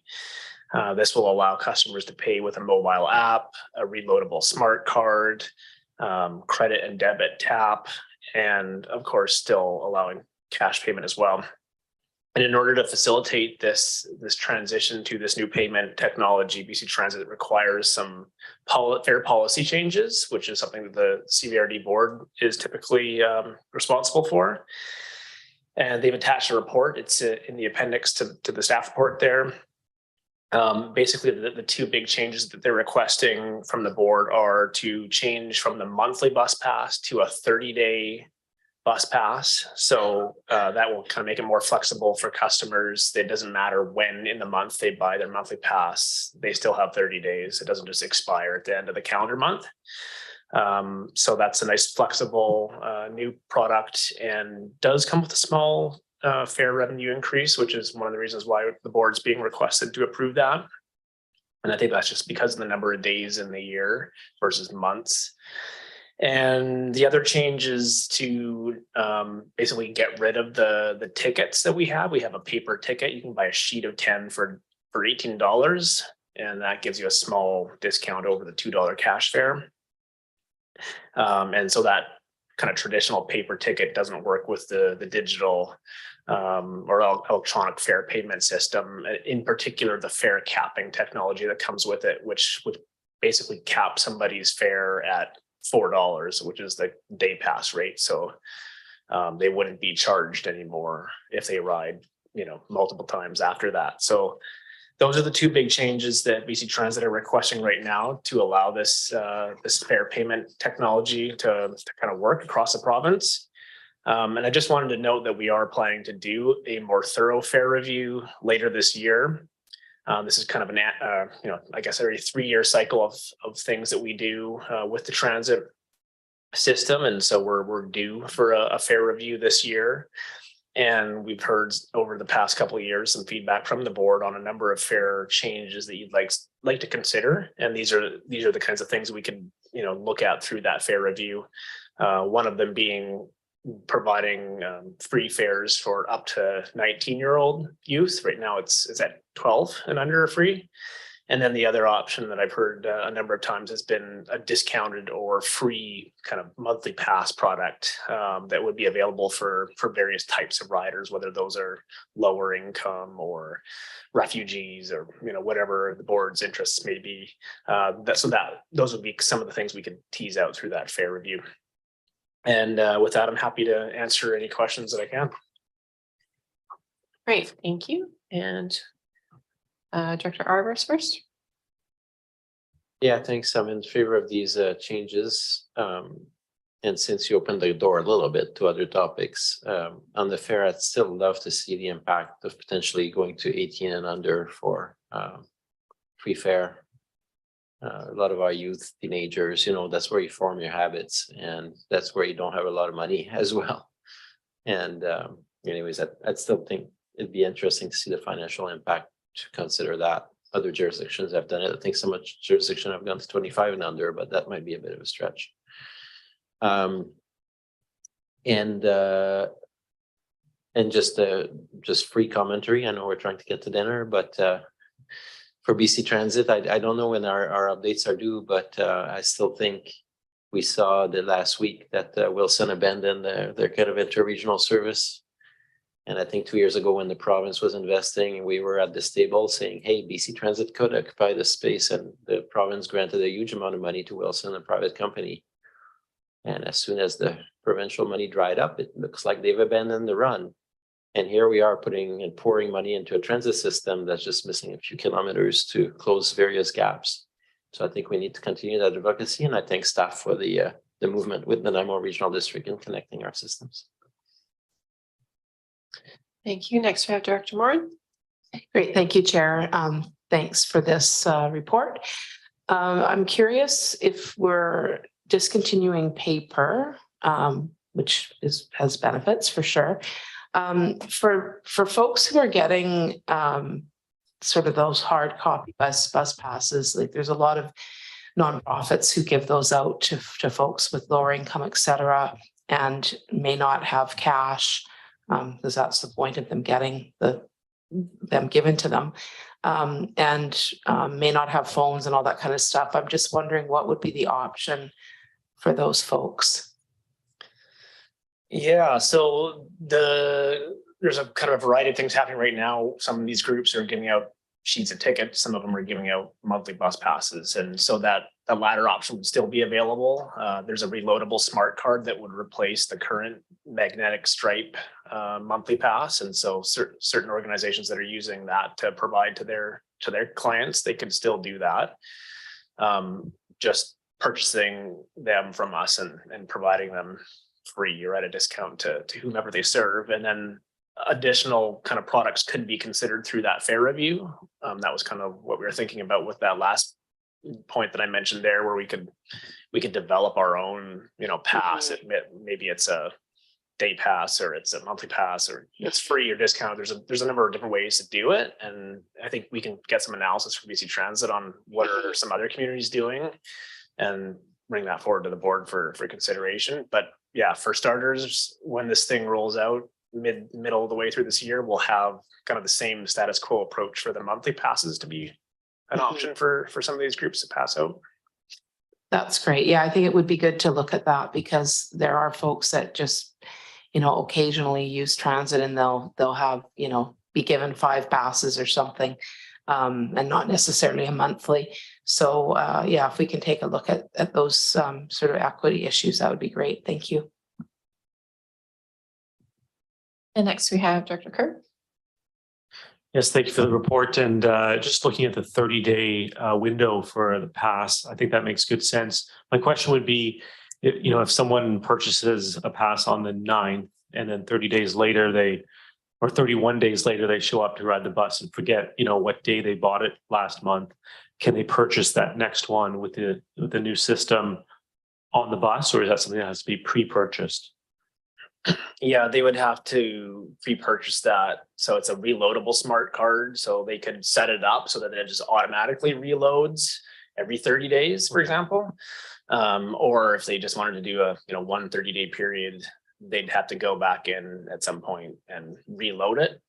If they got on the bus and it was expired, they'd have to pay the cash $2 fare at that point and get home to a computer or do it on their smartphone as quickly as possible to get another 30-day pass. Thank you. Director Arbor. I don't think I'm reporting on a secret that our bus drivers in the valley are very helpful. And I have been stuck without a $2 before, and I ended up with an IOU. And so I know that's not what we want as a policy, but we're also a rural community, and I think it's great to see that it's not the stick that comes out right away when people are in trouble. Thank you. And I don't see any further lights. And so we are on receipt. All in favor of receipt? And that's carried unanimously. Thank you. Thank you, Mike. And I think now it's just over 2 hours into the meeting. We'll take a break. Oh, sorry, there is a recommendation. Ooh, thanks. Save me there. Sorry, who moved it? Oh, Director Grant and seconded by Arbor. And the recommendation is that the fare updates recommended by BC Transit to launch a new electronic fare collection system, including replacement of monthly pass with a 30-day pass and removal of ticket fare products as outlined in the staff report dated January 20th be approved. Any further discussion? Okay, it's a vote of the full board. All in favor? Any opposed? And that's carried unanimously. Thanks again, and we'll take a 10-minute break, so we'll come back at 6:15. Thanks.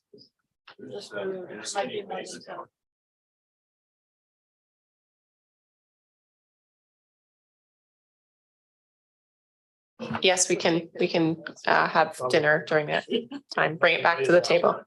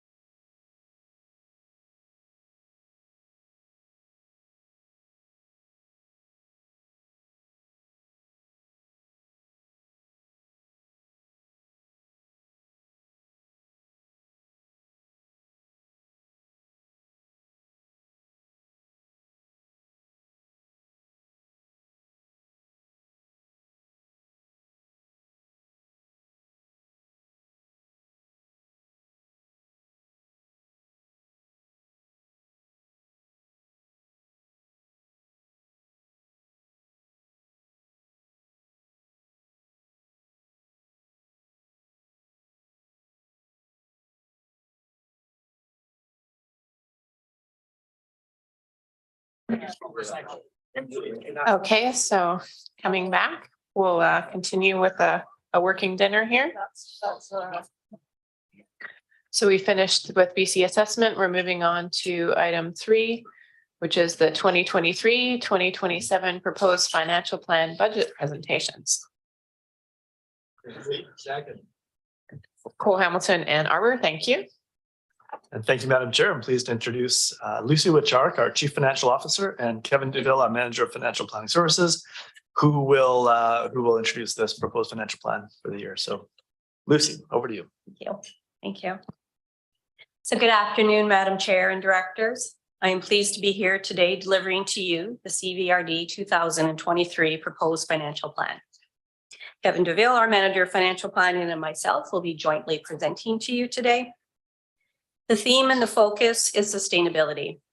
Through the development of fiscal strategy, we are committed to building a strong fiscal foundation through which essential local government services can be effectively delivered today into the future. As I believe you are aware, the financial planning cycle is an ongoing process spanning across most of the year. The cycle starts with the board's strategic direction. Over the summer months, budget managers circle back into services, service levels, and make determination of staff resources needed. Requests for new staff were formulated through the preparation of business cases and submitted. In the fall, the process of developing the next cycle's plan begins. The CVRD uses principles of zero-based budgeting. What this requires is budget lines built from the detail level up. Justification must exist for each proposed budget line. Proposed budgets move to become finalized over the last quarter of the year, and through reviews and presentations to the CAO, final adjustments are made. The delivery of the budget today is only step 1 in providing the board with the full decision-making information needed to make critical budget decisions. Since most directors are returning from the previous term, I know you are acutely aware of the many additional hours spent reviewing service budgets. Our financial planning team and departments have worked hard to make information within upcoming budget reports focused and aligned to the board's information needs. The next step in the budget process sees 11 meetings across 8 days scheduled through the remainder of January to early March. More than 100 service budgets will be presented to you by budget managers. The feedback and direction provided by the board over these meetings will drive adjustments and finalization of the recommended budget. The recommended budget will be presented to you on March 23rd for adoption prior to the end of March. This presentation is broken down into these 8 areas, and through this high-level consolidated presentation, we'll highlight for you the major shifts and implications. Our presentation is about 20 minutes. Coming into this year's budget, we are seeing the pandemic as less of a risk. However, an uncertain environment continues to have an effect. 2023 budgets are in essence returning to normal.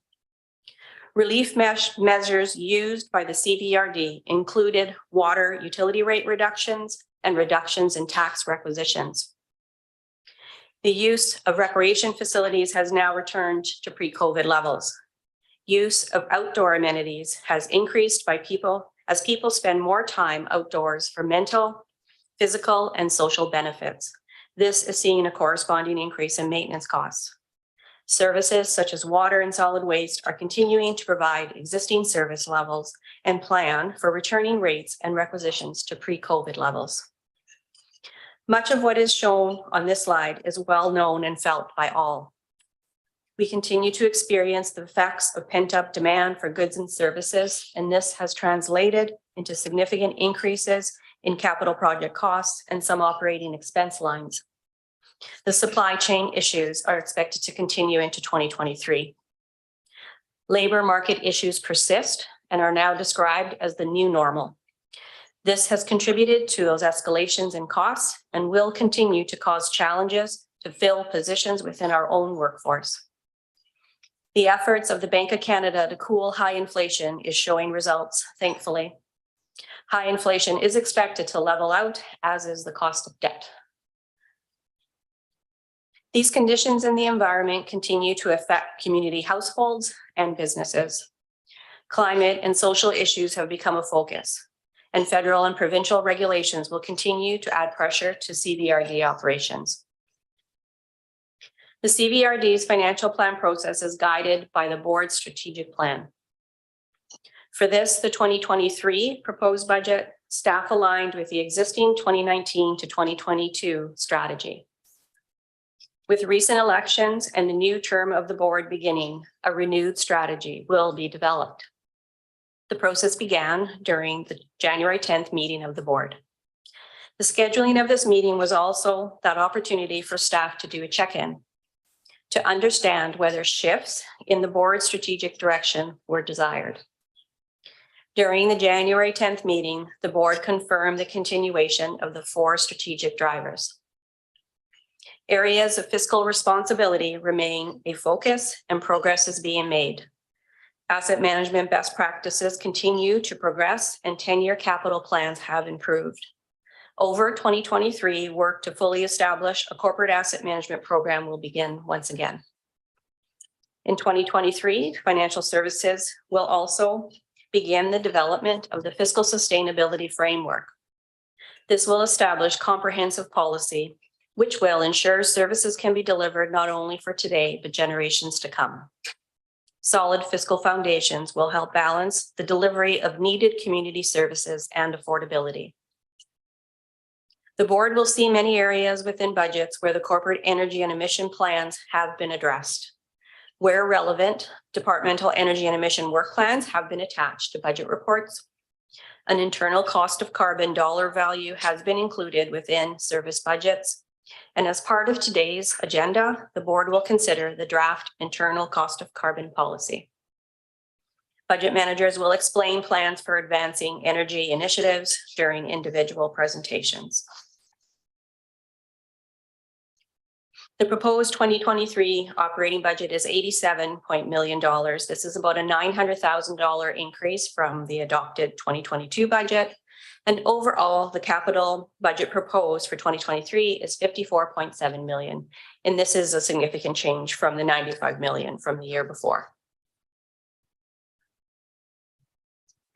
Tax requisitions represents a large source of funding as 48.1% of revenue is raised from this means. The proposed budget includes an 11% increase. This slide and the next gives very high level look at what is driving the increase in tax requisitions. The increases are identified by service. So as planned and related to the conveyance project, the sewer treatment service sees a $900,000 increase. Recreational facility service includes an approximate $1 million increase. And this relates to the returning to pre-COVID levels, asset management life cycling needs, as well as some funds to begin process for new capital infrastructure.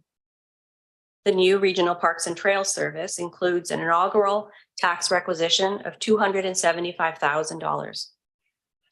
The proposed increase in tax requisitions for the electoral areas administrative service of $131,000 includes funding to support enhanced community engagement, and requests for recreational grants has increased. Rural and multiple fire local area services are seeing increases, and this is attributed to a rise in contracted services and the cost of asset replacement. CVRD's share of regional library service has risen 11.4%, impacting the requisitions by $183,000. And transit sees expanded service and an increase in operational costs. This drives a requisition change of $450,000. Lastly, 2 services are noted: water and waste management. Utility rates as a primary means for funding critical water services will affect the taxpayer. Proposed for 2023, the primary supply bulk water rate goes from 80 cents per cubic meter to 96 cents. Prior to COVID, this rate was 83 cents. Rate increases are planned to the future years, moving from 96 cents to $1 in 2024. Separately governed by the CSWM board, the solid waste service is used by households within the Comox Valley and Strathcona districts. Tax requisitions for this service are included within this consolidated budget. Requisitions are proposed to increase from 5 million to 5.55 million. The solid waste management 5-year plan looks to return requisition level to 6 million by 2025. As the board is aware, staff's work plans include further development of newly adopted and potential new service. As CVRD budgets only include services when established by bylaw, the potential new services are not included within the plan. The Recreation Commission has begun the process to establish future capital facilities priorities. The outcome from this strategy may affect the 2023 plan and will be rolled in to 2024. Along with multiple recently added water services, the engineering branch is working on the South Sewer extension. And lastly, staff are currently exploring various social and climate-related initiatives. And this work may result in new services or expand the role that the CVRD is currently playing. Further implications coming from other CVRD-related organizations include the Health Hub initiative through the Comox Strathcona Hospital District. And secondly, enhancements to public safety will come once next generation 911 functionality is rolled out. And I'm just going to transfer over to Kevin now.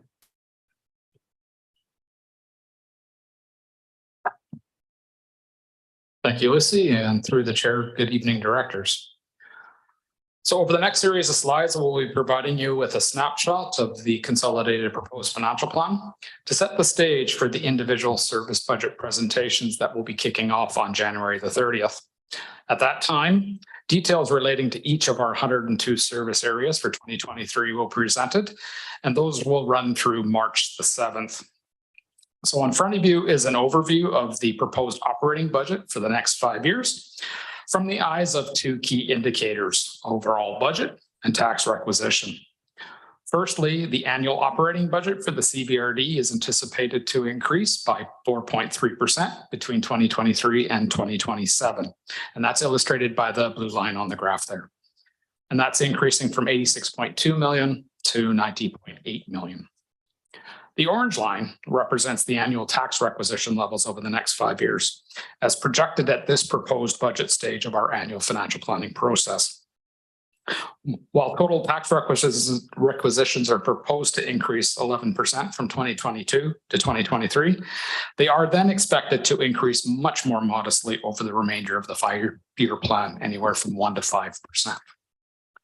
And we do have a couple of slides later on in this presentation where we will be speaking to the tax impacts per household. So the taxation portion of these pies includes all the taxation for the CVRD. And for 2023, that breaks down to approximately 44.15 million for property taxation and $1.3 million for frontage and parcel taxes. Included in other transfers are things such as grants, reserves, prior year surpluses, and other such items. For 2023, we're estimating prior year surpluses at 4.8 million, with reserve transfers of about 900,000 and grants at 1.8. Speaking to the difference in this particular pie, in 2021 and 2022, other transfers did include the BC Safe Restart grant funding, which obviously had a big impact in this area in those 2 years. When looking at other revenue includes those kinds of items as tipping fees, user rates, etc. And obviously these impact services such as solid waste, our multiple water services, transit, and recreation. For 2023, sales and service revenue are estimated to be 16.6 million, with application and permit fees about 10.9, and other revenues and recoveries of about 6.9 million. This particular slide provides a year-over-year comparison of overall expenditures across the regional district from the operating side. Operating costs, as you can see here, will represent almost half of all expenses. And those also include costs such as public assent costs, transfers to other functions, and any deficit carry forwards that may occur from a prior year. We will be providing more information on all of these such costs as they relate to each of our 102 services as we move along through our annual financial planning process. However, we did want to point out that a new item included in this year is the introduction of the internal cost of carbon, a report of which is coming forward to the board later in the agenda. And this is being applied across many of our service areas, with a total of $141,600 being collected from each of those services, and will be contributed to a new internal cost of carbon reserve starting in 2023.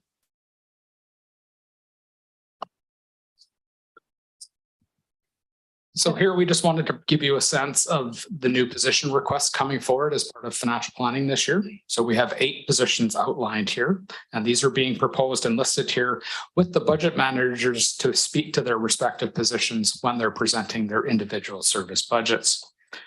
However, we can point out here that the rationale for the majority of these positions that each of the branches included is to help support each of them meeting the board's climate response and corporate energy and emission plan goals.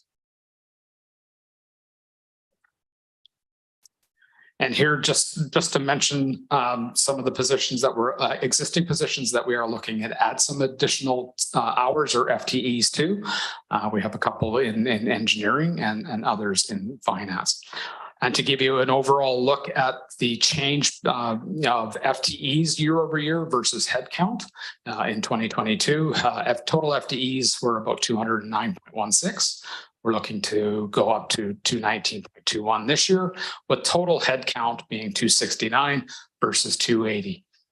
And the difference between those two numbers largely takes into consideration a number of part-time or casual positions that we have, most notably, again, in recreation and in our solid waste service.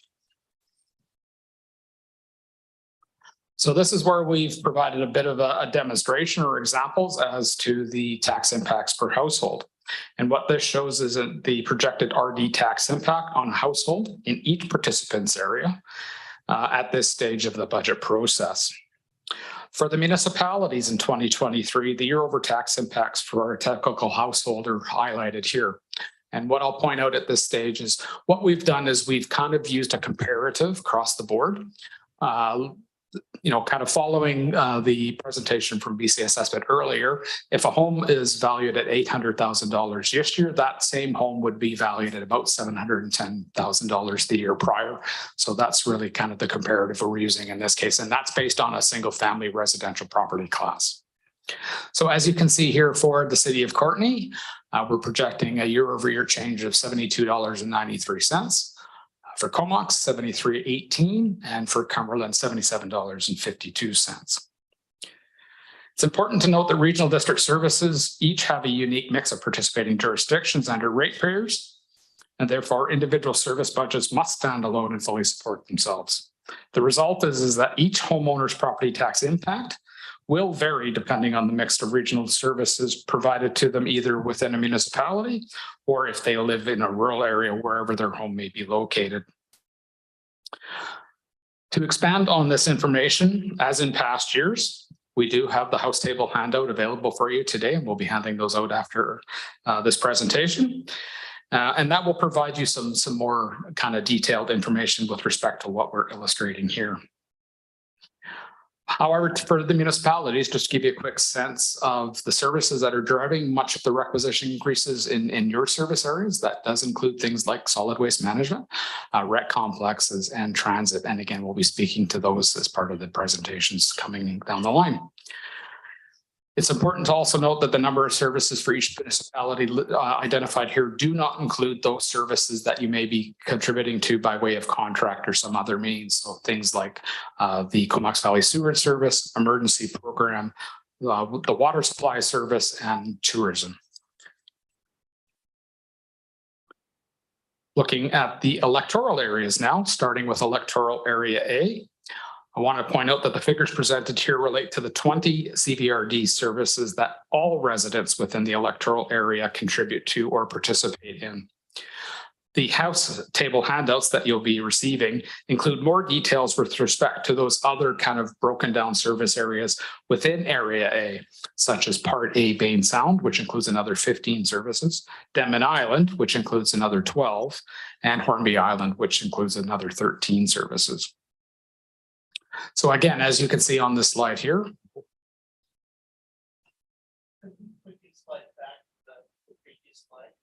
certainly. I noticed that Area B has the biggest change of $120. Correct. Yes. The idea is why. I will be kind of touching on that briefly, and then we'll be touching on those as part of the individual presentation. So yeah, maybe I'll jump right there. So for Area A, we are projecting $57.10 increase year over year, with Area B 120.62, and followed by Area C with 104.22.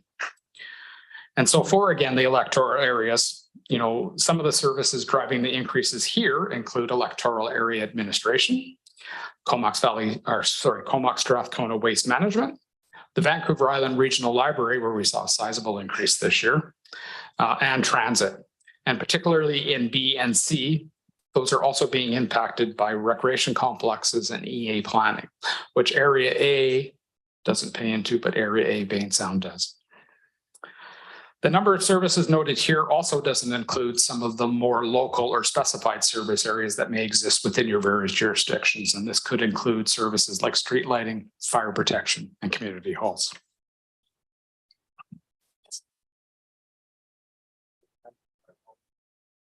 Correct.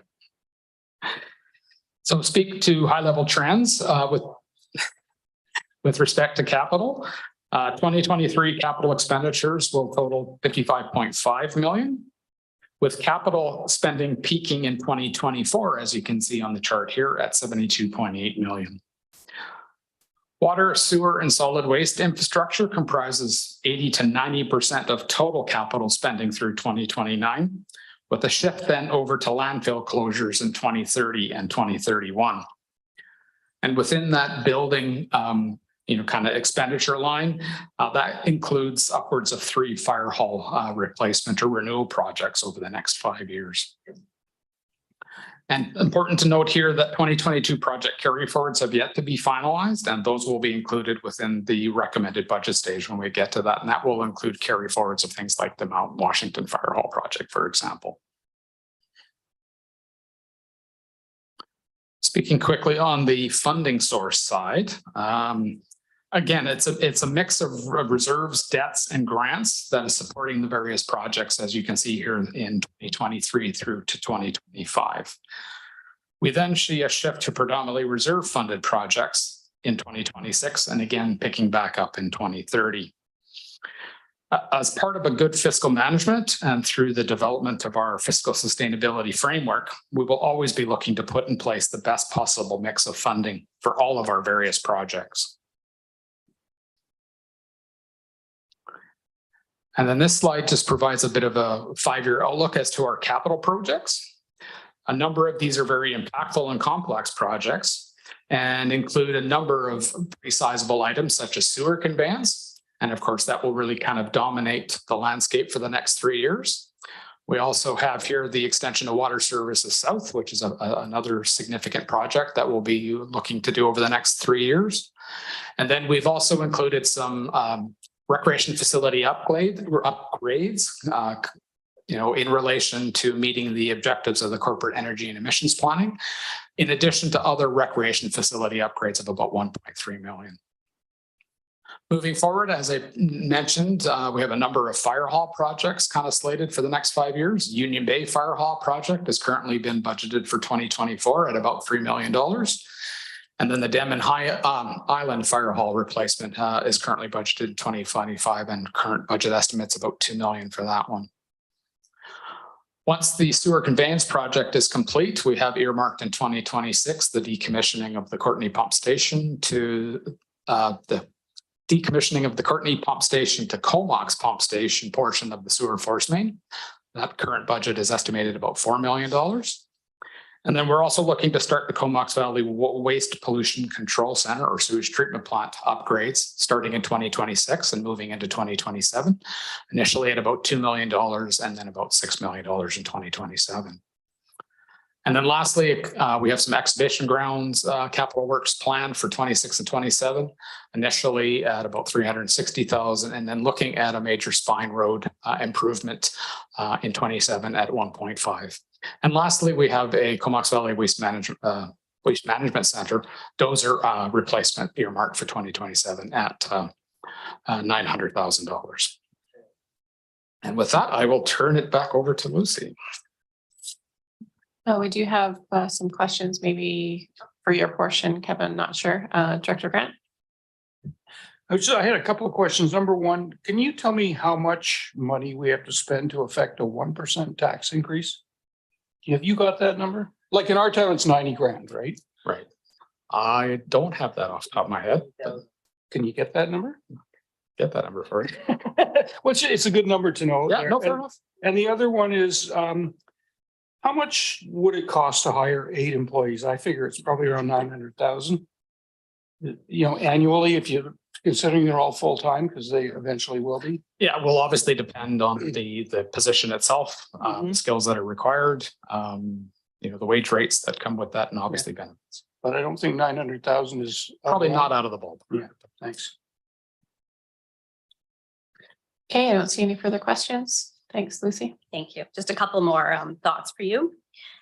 So for reserves and debt, close attention to reserves and debt is an essential part of fiscal management. And of course, as a regional district, we must address these 2 areas through each service. However, keeping an eye on these consolidated graphs help us to gauge sustainability. An improved asset management program will provide the necessary information for long-term planning. This will help to shift away from those historical trends of funding with debt and move to financial plans, which has savings over multiple years, avoiding the added cost of interest. Enhanced public engagement into budget is sure to be included within fiscal strategy. It is not an easy task to get citizens out engaged in proposed budgets, just too many numbers. And often implications of local government budgets are not realized by citizens until tax bills are received. And it's only then and through the impact to their own household budgets do questions arise about value for money. Financial planning and communications are committed to the progressive enhancement of budget engagement. Although staff resources were limited, a step forward has been taken in 2023 and added to the existing methods for public engagement this year, and on February 7th, a Zoom session will be held.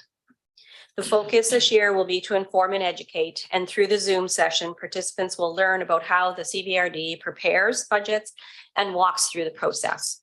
Guidance will be provided on where to find the information and how to read it.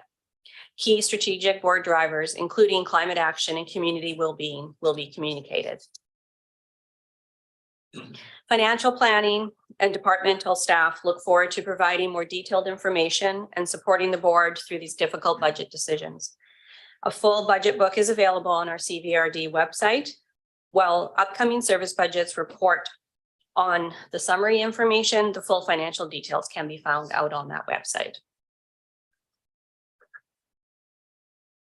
And lastly, this concludes our presentation, and Kevin and I want to thank you for your time. If I could, I would just like to recognize and appreciate the incredible efforts of budget managers, support staff, executive leadership, and our financial planning team. Kevin and Kelly is in the audience. If you haven't met Kelly before, in making it possible to deliver this budget to you today. We'll take any questions that you have. However, your more detailed questions about any given service may be better addressed during service budget presentations when departmental supports are present. Thank you. Thanks, Kevin and Lucy, and Kelly in the back there. We have a question from Director Arbor. Go ahead. Yeah, thanks for the great presentation and a lot of new charts and ways of presenting the information. So I was on Sunday, I was on the Hornby Island Co-op porch, and Dr. Morin walked into my meeting with a constituent, and one of his questions was, is the CVRD well managed financially? And I said, well, I hope so, because I'm on the board and we review and approve every single budget. So we have the opportunity to go line by line. And I thought we did such a great job last 4 years in a very challenging environment in keeping really small increases and even 1 year going down. And I think we've all known what's coming our way with the inflation and supply chain and all the rest of it.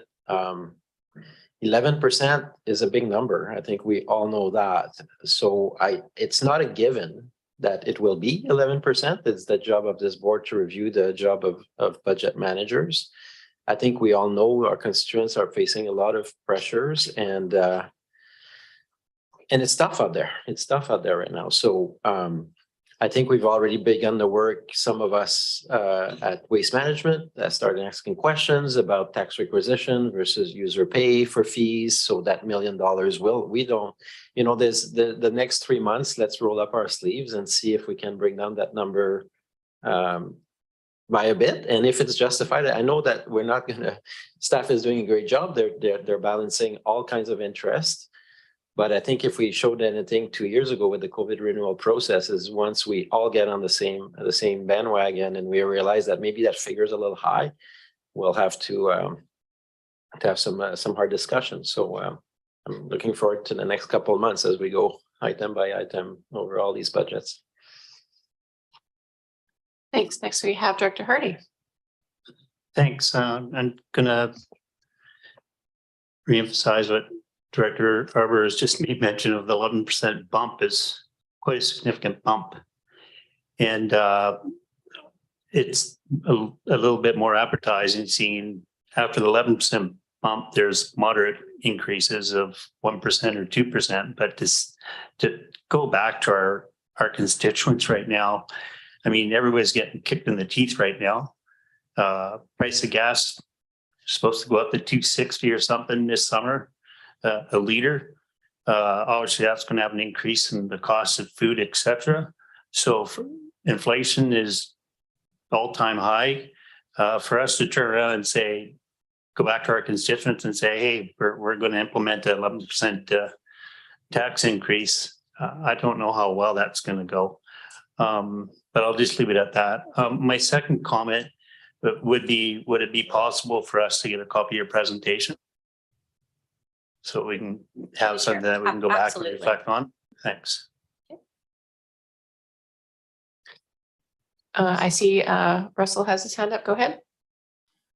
Thank you, Madam Chair. I just wanted to mention to the directors as they take this in and raise concerns, Kevin and his team are preparing the specific services that each of you participate in by participant by area. And he will show the tax rates for last year and for this year.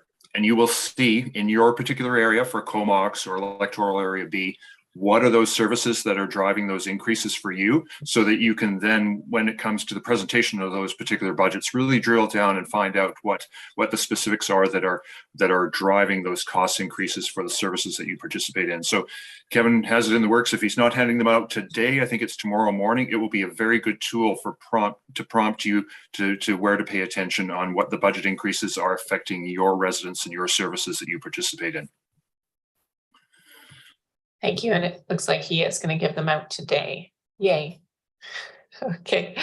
Who do we have next? Director McCollum. Yeah, thanks. Just a quick question about the pie chart that you showed, just depicting where our revenues come from. And I'm wondering if the 50% in the proposed 2023 budget is fairly, represents a fairly typical year. And last year was the outlier with a lower percentage from taxation, or if this is kind of more returning to what we would normally expect, where we're funding about half of our spending through taxation. Yeah, through the chair to the director. So yeah, I mean, certainly over the COVID period, I guess we can call it, 2021 and 2022, we definitely saw some reductions. In fact, it was mentioned that in 2021, we actually, through the COVID renewal and response plan, actually dropped our requisitions, and there was a slight decrease in that particular year.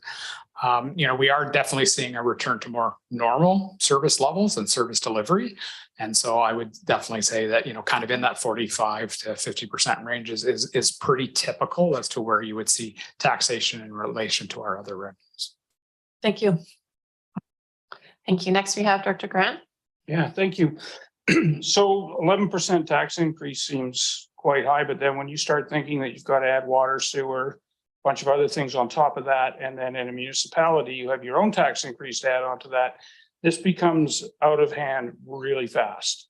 And so I think it's time for us to start looking at prioritizing by need rather than by our want list.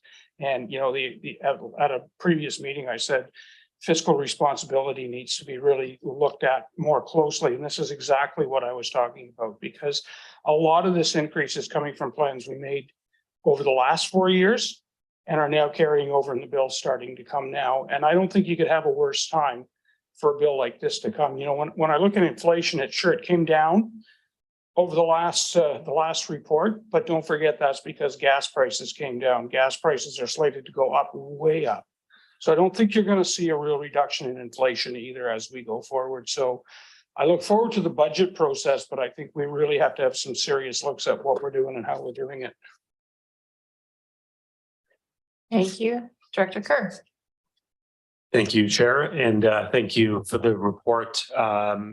So I guess kind of similar to Director Grant, I'm kind of interested about the priority levels for each of these. For example, the new positions, which ones are like mission critical, and if we go service by service, that makes sense to look at each one. But then at the 30,000 foot view, looking at all the services together, okay, these 2 are mission critical. These 4 could be phased in over the next 2 or 3 years. So that would be kind of my preference. And did I hear as well that we'll be looking at options? Did you say like 3 different scenarios or options?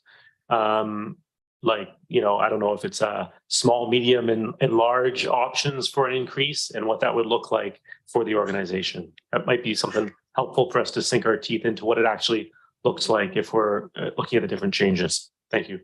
Through the chair, I'll explain the way that I think it's going to move forward, and I'll just look to Kevin to correct me. But from an option perspective, and as everything is service driven, as you sit down and review each one of the service budgets, options to consider from that perspective. From an overall prioritizing all of the services that CBRD has under its wing, that we don't have formalized methods of prioritizing all those services. Some organizations do that where you're looking at that from priority-based budgeting perspective. So that's my understanding. It's not in place right now from all the overall services. However, something to the future, if that's something that would help in decision-making, certainly something that we can look at. Thank you. Director Cole. Kevin, go ahead. Sorry, through the chair to the directors, just wanted to follow up on that. So yeah, just to give you a sense of kind of the very robust process we go through when talking about any new position requests. So usually in the summertime, we, kind of start meeting collectively internally and just start talking about, what staff do you have? What are those staff doing? Are they allocated correctly? Because of course, in a regional district setting, we have to make sure staff are allocated out appropriately to each individual service. We then also ask budget managers if they require a new staff person because they have a new initiative or project pending. They're asked to fill out a pretty robust business case for that. And then we vet that internally. Ultimately, that lands at the CAO's desk, and it's really Russell that has the final say as to whether we're going to be putting any potential positions forward for your consideration. And then, as Lucy alluded to, most definitely at that individual budget presentation period, each budget manager will speak to their new positions that they will be requesting and providing some supporting information as to why they feel that position is important at this point in time. Just to also give you a sense of, what's driving, a number of the increases. When you look at our total 102 services, about 35 of those services, we're actually showing zero increase in a lot of those requisitions. We're showing some others, a great many others that have some modest increases. There are about 15 or 16 services overall that are really driving the majority of this. And we'll certainly be speaking to those at those individual sessions as to what's driving those and why we feel those are important. That's helpful. Thank you. Dr. Cole Hamilton. Yeah, thank you, Chair, and thank you so much for the presentation. There's certainly a lot to think about and a lot to take in here. I just wanted to ask a question actually about this slide right here that we're looking at. It sort of would seem to indicate that the actual increase in the budget is only around $900,000, which of course is a lot, but it's about a 1.5% increase. It seems like perhaps the biggest single change is that other transfers have decreased by almost 9 million between 2022 and 2023. And that seems to be the kind of major driver in the increase in taxation. So it's not necessarily that we're spending more. It's just that we're getting less assistance from senior levels of government. And that's something which we can obviously advocate for and push. But in the end, that's not our money. And so people aren't willing to share it. I was wondering if you could help me understand the scale of the decrease. I know that the COVID state safe restart funds are part of it, but when we see the transfers cut by more than 50% over the course of a single year, I was wondering if you could just outline what that entails. Yeah, sure, through the chair to the director. So yeah, I mean, it's a combination of things, of course. As you mentioned, some of it, certainly was the BC Safe Restart funding that's wound down. That could be other grants associated with some of our operational activities. That particular piece of the pie also does include prior year surplus. And it's important to note that we're trying to compare at this stage the adopted budget for 2022, which had all of our prior year surpluses finalized after year-end process and were built in. We're still at the early stages of both the budget process and year-end. So we haven't fully included any full prior year surpluses into this model yet. That will come as part of the recommended budget that will be built into the budget bylaw that we present to you in March. So this is still very much, kind of some moving targets, but definitely, yes, it's always kind of balancing or kind of how that mix kind of repositions and then what that ultimately means for impacts to how much taxation that needs to support. Okay, I don't see any further questions. Are you done with the presentation? Yes, I am. Thank All you right, very much. thanks so much. Okay, so we're on receipt. All in favor of receipt? Any opposed? That's carried. And then we have our next item, which is the corporate energy and emissions plan update. Moved by Arbor, seconded by Cole Hamilton, and over to staff. Thank you, Madam Chair. I'm pleased to introduce Mike Zabarski, Manager of Transit Facilities, to introduce this staff report. Mike. Thank you, James. Through the chair to the board. So as you may remember, most of you anyway, that we brought the corporate energy and emissions plan forward in May of last year to the board, and it had some lofty reduction targets included. The most imminent one is 2030, and that's to reduce our emissions by 50% from our 2019 levels, and then working forwards to a net zero status by 2050. At that meeting, the board referred the corporate energy and emissions plan to the 2023 financial planning process. So here we are.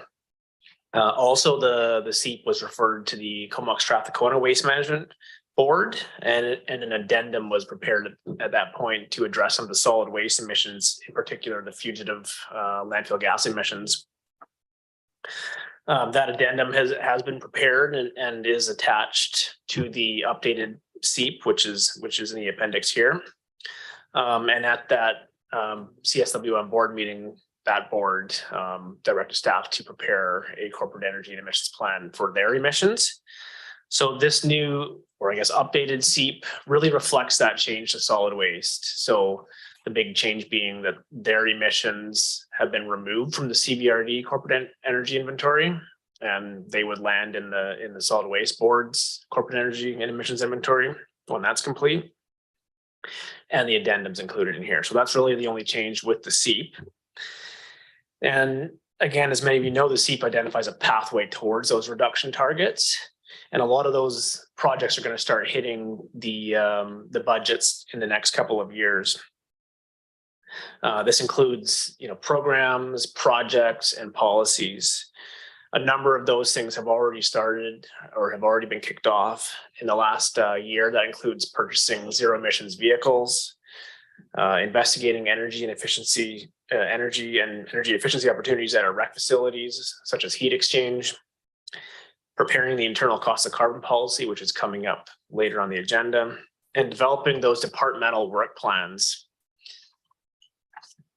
Those departmental work plans are really what you're going to start hearing about through the budget process. And each of those individual function budgets will identify the projects that are within their financial plan that come from that departmental plan, which in turn comes from the SEEP. The big focus really needs to be on natural gas use at our facilities, in particular our rec facilities, and also our fleet. The fuel use is a big source of emissions as well.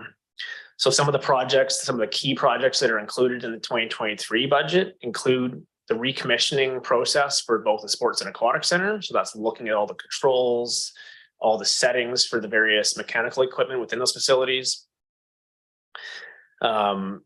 And also to develop decarbonization plans for the two rec facilities being our largest energy users. These decarbonization plans will look at the entire buildings, identify all of the required upgrades to equipment, retrofits to building envelopes, et cetera, that are required to meet substantial energy reductions in those facilities. Similarly, we'd be undertaking some energy and emissions audits at our wastewater and water facilities with a similar purpose of looking to identify the retrofits and improvements at those facilities that are required to meet these reduction targets. There's a number of vehicle purchases in this year's budget that will be targeted for zero emissions vehicles, and we're also installing electric vehicle charging infrastructure at a number of our facilities in order to charge our fleet. And then we have an update of the corporate purchasing policy coming this year as well, which will help to prioritize low to no greenhouse gas products and services. And much of this work will really inform those future budgets that we're going to get. So when we do these decarbonization plans and they identify those capital works and retrofits that are necessary, those projects can then be put into future years' budgets. The other thing I wanted to mention is that a report will be coming forward in the spring where we update the board on our 2022 emissions. So we have typically a couple, 3 months of lag time where we get all the previous year's energy data together, and we do that analysis and provide the board with that update. So that'll be coming in the spring, and we'll be able to help guide our decisions moving forward to see which way we're going with respect to reductions or not. And with that, I'm happy to answer any questions. Thank you. And we have Director Carver.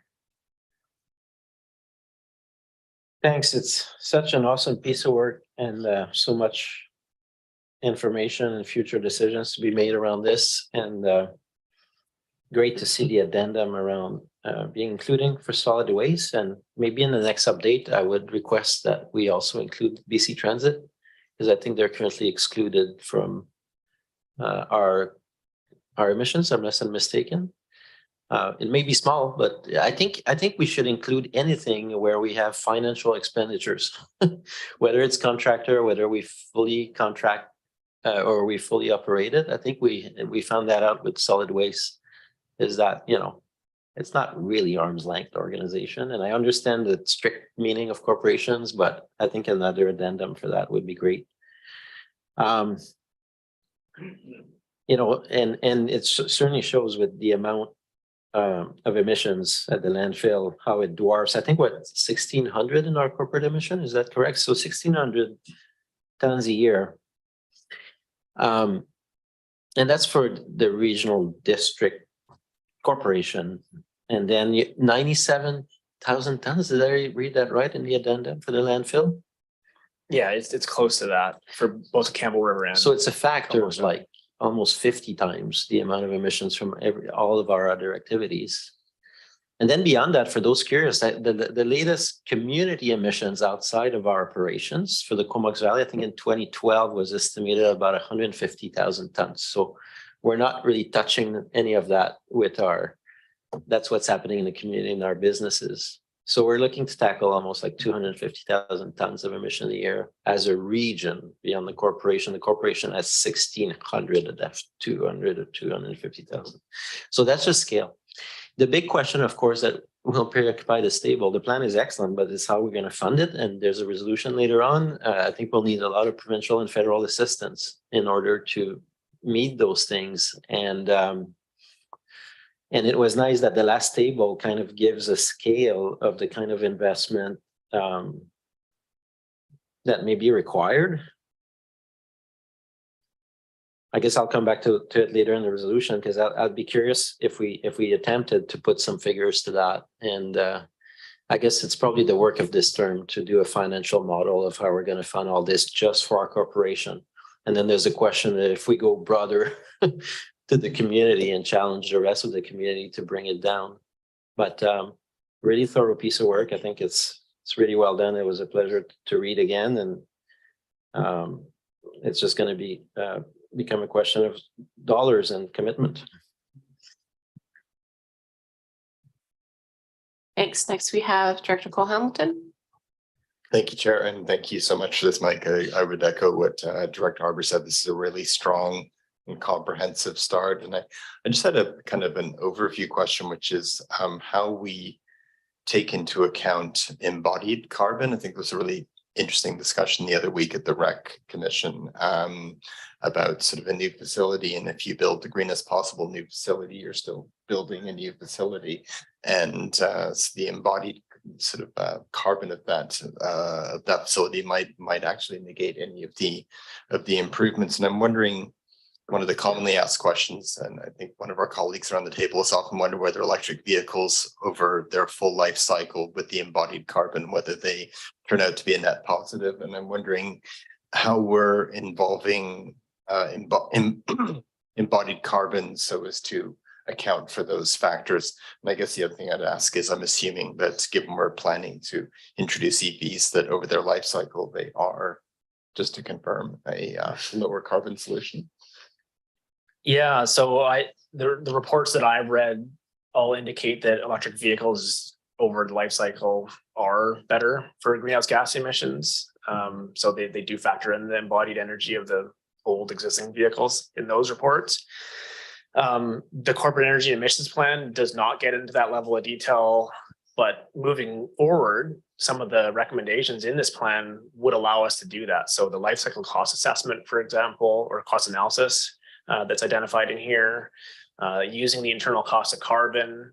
So when we're looking at, very kind of specific projects, like building a new rec facility, we'd be, doing that life cycle cost analysis and incorporating that internal cost of carbon. And I would hope that at that point, we would be looking at the embodied energy of the existing facilities versus new ones, and as well as the, the emissions released from the mechanical equipment, et cetera, in those facilities. So I think our opportunities through that analysis that's going to happen moving forward, and by applying that internal cost of carbon that we're going to talk about soon, that's one of the tools we can use to quantify all of the greenhouse gas emissions from various projects or programs, including embodied. Okay, that's encouraging to hear. And I have a couple of other questions, but I'll just cede the floor and get back in the queue. Director Grant. Yeah, thank you. So I guess for me, when you're setting goals, I always want them to be reasonable and measurable so that I actually know what we're doing. And when I look at this, I don't know whether our goal of decreasing our carbon by 50% in 2030 is actually reasonable or not. When I look at an 11% tax increase, I got to start thinking maybe it's not that reasonable. And so, in my world, I've done a lot of goal setting things in my life. And one thing that I always say is make your goal attainable, but make it a bit of a reach. And then when you get there, you reset it. And I sometimes wonder if this goal is too lofty, if we were to reduce the goal, reach it a bit early, and then reset it, I believe you'd get farther ahead on what you're trying to do than setting a goal that isn't obtainable and then never reaching it. So I just throw that out there. And I guess my question are these reasonable goals? Yeah, I don't know that I can answer the reasonable part of it. Are they attainable? Sure. If the board's interested in achieving these goals, we've got a plan that allows us to get there. Obviously, the financial commitments will have to come every year to do that, and I think that's ultimately where we'll be able to determine whether is reasonable or not is after approving those budgets every year. But yeah, technically, it's definitely attainable. Money's no object, right? Well, I think part of it is that we are aligning with upper levels of government with those goals. And so hopefully they will help us financially to achieve them, which is one of the things that we'll talk about later in the agenda. So next we have Director McCollum. Yeah, thanks. And thanks for the report. Yeah, I think it's great that we're starting this work, and yeah, how will we know if these goals are achievable unless we start the work and start tracking our progress. So I don't know how else we would proceed other than setting a lofty goal and trying to reach it.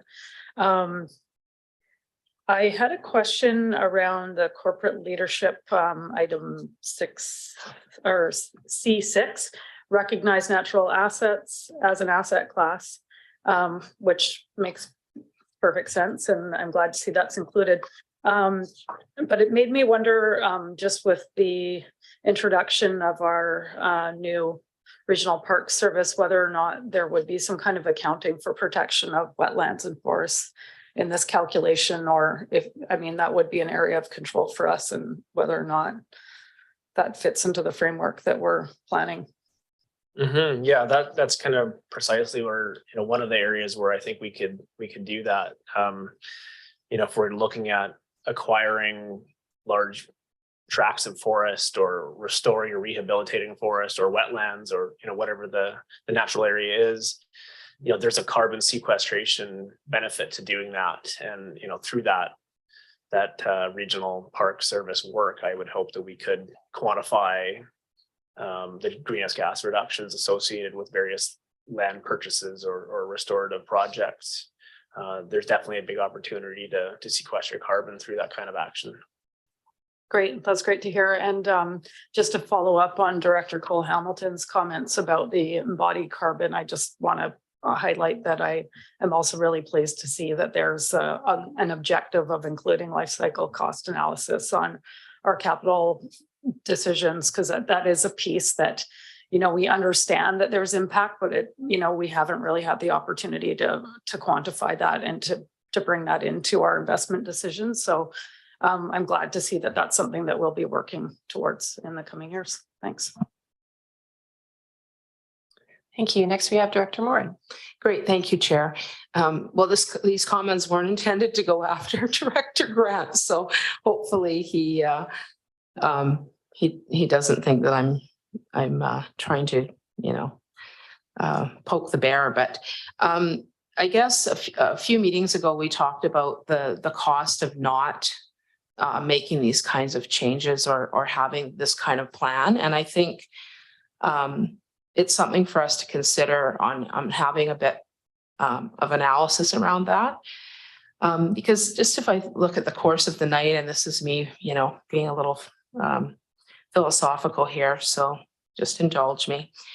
There was a point we started the meeting with talking about farming and local food, which makes me think about sustainability in terms of cutting down the number of trucks that come in here delivering food from California, which we probably won't even be able to get before long because there's a drought, and we're not going to be, who knows where we're going to get the produce from unless we deal with it here. Heard about the cost of gas.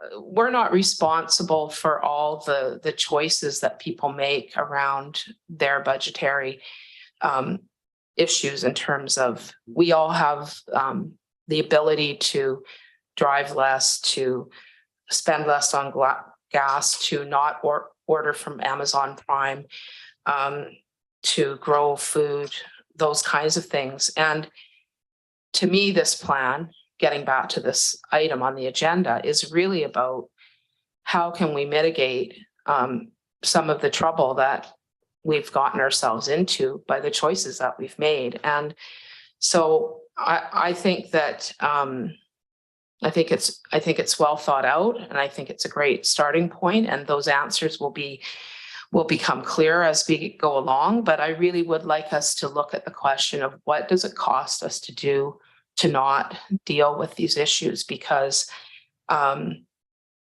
there's also some personal choice in here. I mean, many of us, our parents grew gardens. They didn't use plastic bags. You know, my mom had a paper bag liner in the garbage or whatever, or had nothing, you know, walked everywhere. And, you know, we do have a responsibility to look at those choices. And I think this plan helps us to mitigate some of that. So that's all I'll say for now. Thanks. Thank you. Director Cole-Hamilton. Yeah, thanks very much. I'll now ask the kind of slightly more bitty detailed questions. One of them was about the viewing natural assets. Recognize natural assets as an asset class. There's one place where it appears, and it's sort of in the third, it's between 2025 and 2030. And there's another place where it's referred to as going to be happening next year.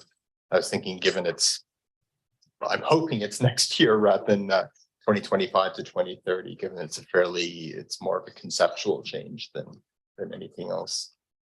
And then I have one other question, but yeah, I think you know, I'm not super up to speed maybe on where our asset management kind of policy and program work is time wise, but okay. I think that was kind of where these timeframes were pegged, was we're going to be getting, you know, more into asset management as a corporation in general, and that's where we want to kind of really make sure that natural assets are part of that work and part of that policy. And so I don't know if there's any more to add from Kevin or Lucy on kind of timeframes, but we'll be getting into that in the near future and coming back to the board with more kind of a better timeline, I guess, for that asset management work and where this piece fits in. Okay. There's just I think on page 45, it shows it being in the second half of this decade, and earlier it says it's in the next year or so, and I'll just put my vote in for next year or so if possible. And one other observation was just the piece on buildings, which I thought was really comprehensive in terms of the building itself. And I was wondering if one of the criteria that we're considering is the siting of a building. You can have the greenest building in the world, but if it's 20 kilometers out of town, everyone has to drive to it. Then in the end, the net effect is not positive. So just including siting, I guess, is one of the factors to be considered with buildings. Mm-hmm, yeah. And yeah. Anyway, thanks very much. Thank you. Next, we have Director Kerr. Thank you. Well, I'm kind of a glass half full kind of guy, so. You know, as I read the report, I saw like a huge opportunity. 82.5% of greenhouse gas emissions comes from buildings and facilities. So that's a key place for us to be able to focus. 65% of that is from recreation department. So it's only a few buildings. 95% of the greenhouse gas emissions are just from 3 departments. So, you know, if you look for the most bang for a buck in this decarbonization, decommissioning process, it gives us a really clear focus. I mean, the alternative would be it's spread out so widely over all the services and buildings and other, you know, assets, then it would be very, very challenging. But I think in order to do this work, we could really have a laser focus on the things that do provide the most bang for the buck and make huge gains. And to Director Grant's point, and then really see some early wins and some achievable targets early, and that could get that snowball going in the right direction. Thank you. Director Grant. Yeah, I just want to be clear. I never did say that we shouldn't do this. I said we should set attainable and reasonable goals. And I think that you would find that you would be farther ahead at the end if you did it that way. So I want to be clear on that. But over the years, I've watched grant money, and they've been, you know, in the last 4 years, the federal and provincial governments have been throwing grant money around like drunken sailors. I know why they were doing it. It was COVID. They were giving 100% grants, but typically over the years, grant money has been about 1/3, 1/3, 1/3, and we get any increase over that we get. And so grants were always much harder to get, and certainly you couldn't get to the kind of levels that we are. So have we got any indication what the federal government and the provincial government are going to do with grant money in the upcoming future? Like I feel as though they're starting to feel the pressure and going to start cutting them back, but I haven't. That's just a feeling I have. Do we have any indication of what they're going to do? I mean, I can't speak to all of the grant programs, but I do see a lot of programs that are tying the money to greenhouse gas reductions, whether they're, specifically focused on energy types of grant programs or they're, recreation grant programs. There's often that requirement to reduce greenhouse gases. So I do think there's a lot of money in the next, short term to medium term tied to this, and both the federal and provincial governments have really ramped up their climate change programs and are, to me, they look like they're expanding them and getting more aggressive. And I would hope that would also bring more funding with it. If I could just add to that quickly, Mike, the importance of this board lobbying to the federal government and provincial government for not just grant opportunities, but a secure source of funding that is sustainable and longstanding.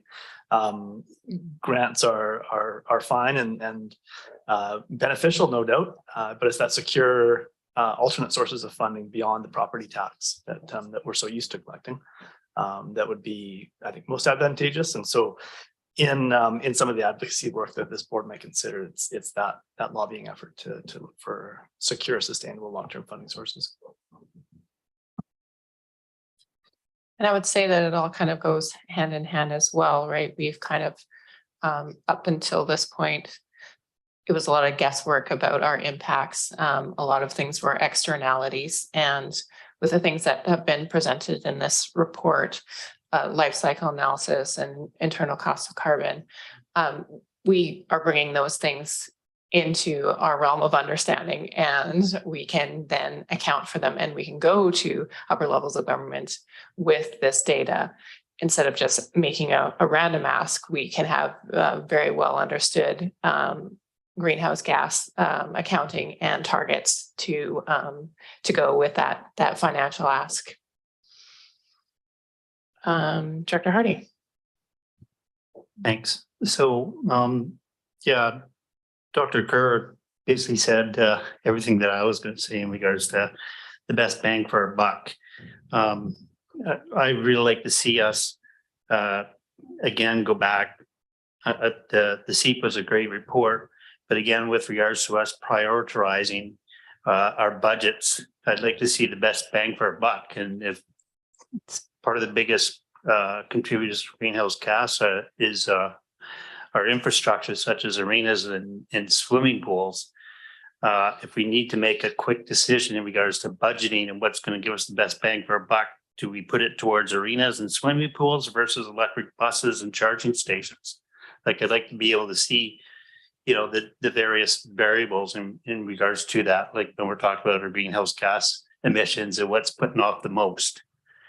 So what's putting off the most, and let's focus on dealing with that one first. And then to me, then we can start building on as Director Grant had made mention of. Thanks. And to some degree, that's kind of how the CEP's been kind of structured, as we focused initially on those areas that have the biggest opportunities to reduce the most greenhouse gases. And, you've mentioned it a couple of times, the rec facilities are by far and away the largest source of emissions. And they also have the largest or the best opportunities. That we know what we can do to those places. The technology is relatively straightforward on addressing greenhouse gases from those facilities. Not necessarily cheap, but known technology. And so when we do these decarbonization plans this year, we'll come out of it with very clear information on what are the projects at those rec facilities, what are the costs, what are the greenhouse gas reductions associated with that. And then we'll be in a much better position to compare those specific projects with other ones, whether it's, electric vehicles in our fleet or renewable energy projects at our water facilities. That would be an excellent tool for this board to prioritize funding.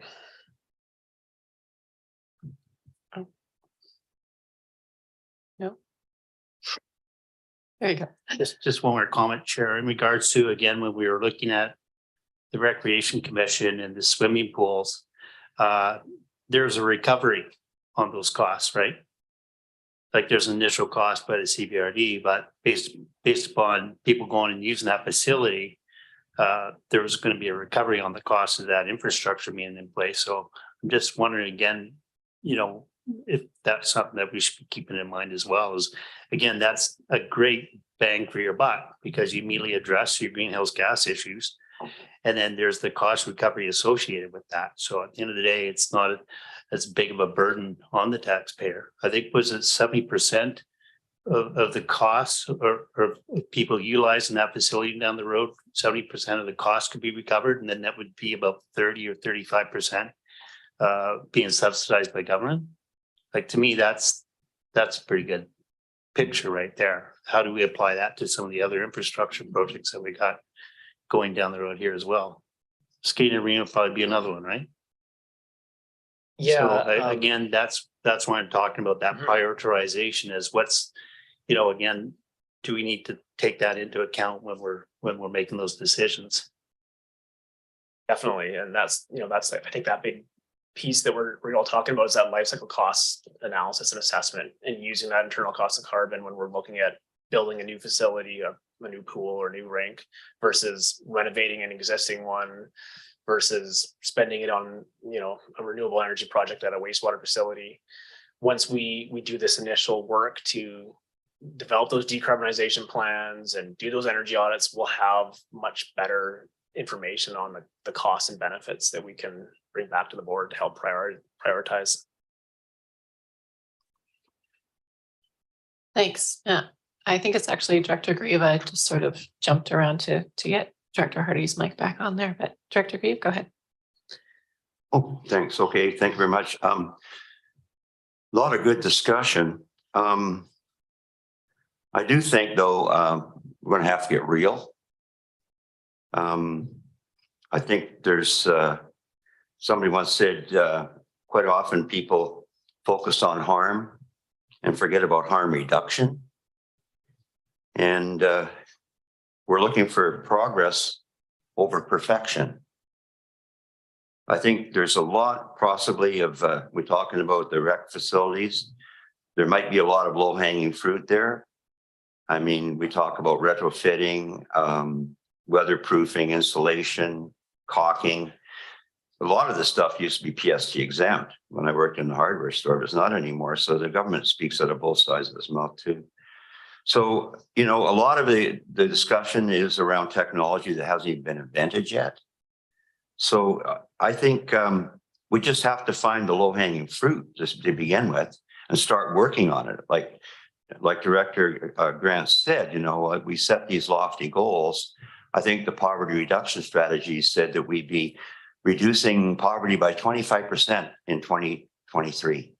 Well, it didn't take into consideration something called inflation, among other things. So, I think some of the low-tech stuff should be looked at, and maybe rather than, it's very commendable that we set our goals so high, but any reduction is a step in the right direction.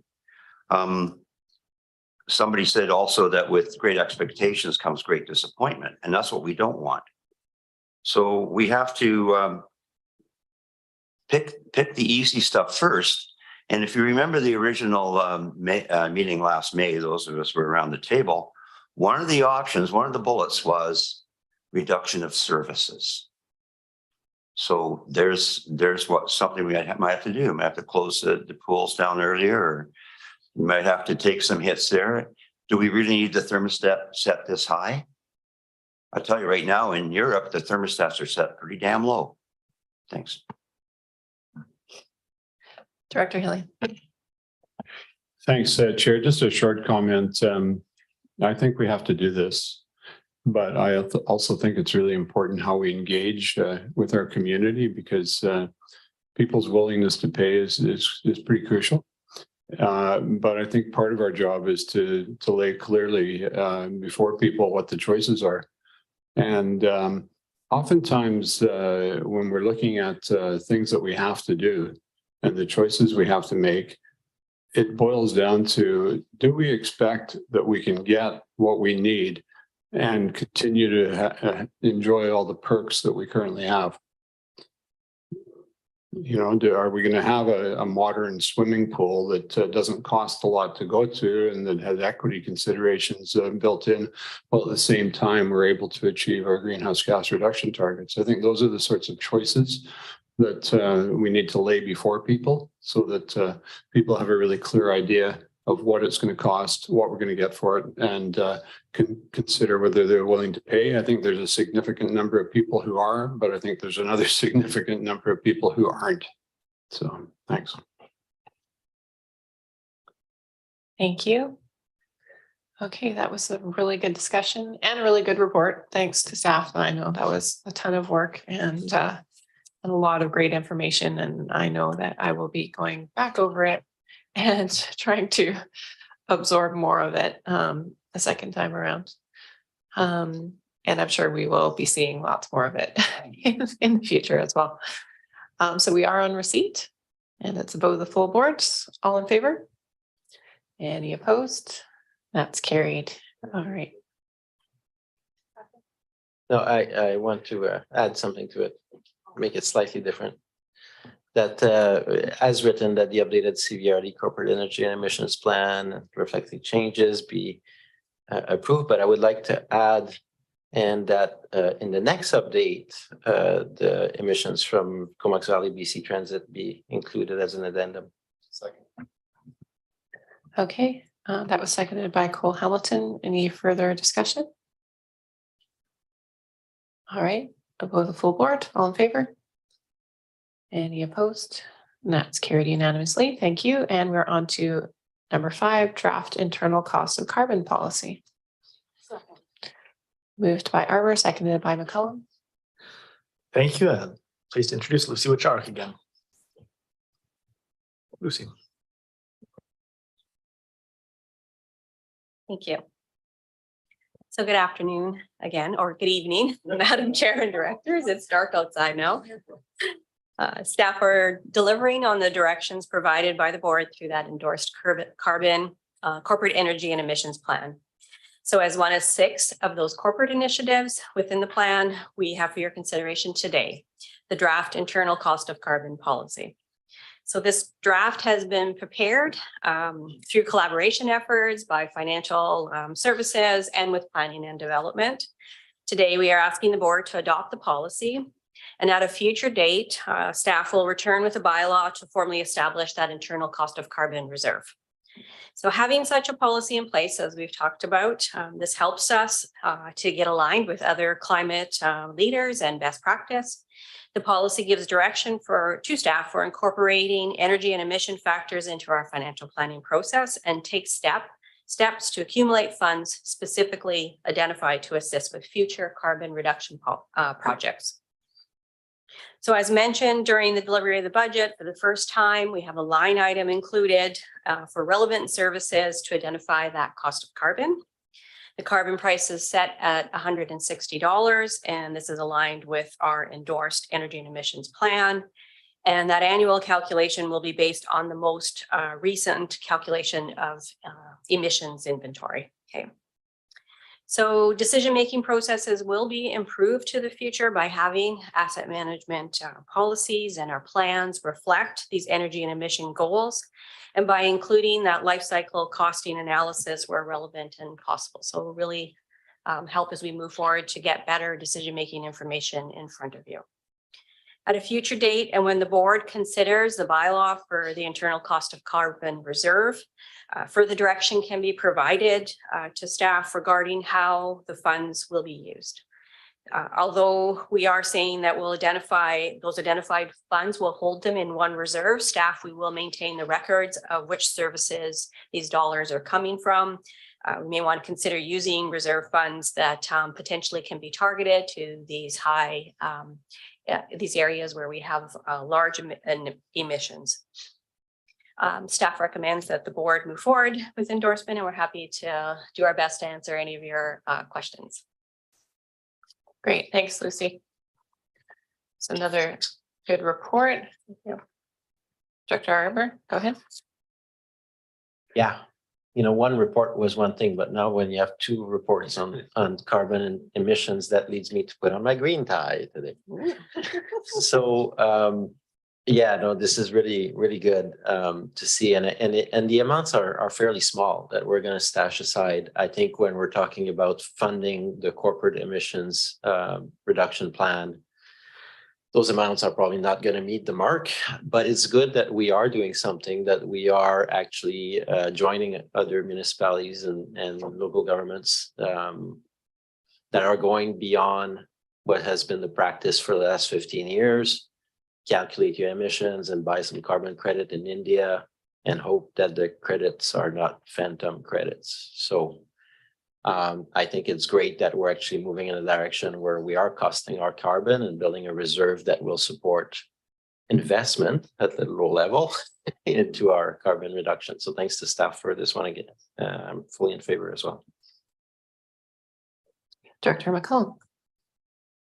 Thanks. Yeah, thanks for the report. It's great to see this coming back, especially given our previous presentation.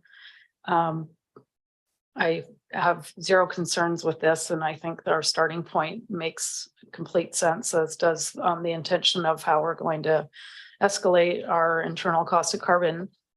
It is of interest to me, and I'm glad that you answered that. We'll decide how that reserve will be accessed at a later date. So I just wanted to maybe chime in and give my perspective that I think the more flexibility that we can build into this reserve would probably serve our purposes better, to be able to be nimble with that funding. You know, perhaps just looking at these services, it may be harder to implement projects to bring down our carbon emissions from our water supply system or our sewage, and maybe those could augment other, you know, carbon reduction projects and other services. So I think as long as we're being consistent about the cost and that there is, you know, that fits within our limitations of how we manage our reserves, I would put in my 2 cents to try and make this a pooled source of funds to reduce our corporate emissions and not limit it to whatever service is paid into it. I don't know if you have anything to add or additional information there. Through the chair, not a whole lot of additional information. We've talked about, as we were developing and pulling together this information, there's lots of various ways that we could do this and lots of opinions around it as well. So as we bring it back, we'll lay those all out. We'll do some additional research just to make sure that we're doing what we need to do and we're aligned with how we can use those reserves, as you're saying. But for sure, we'll bring a number of options forward for you. Great, thank you. You're welcome. Director Hardy. Yeah, been a long night.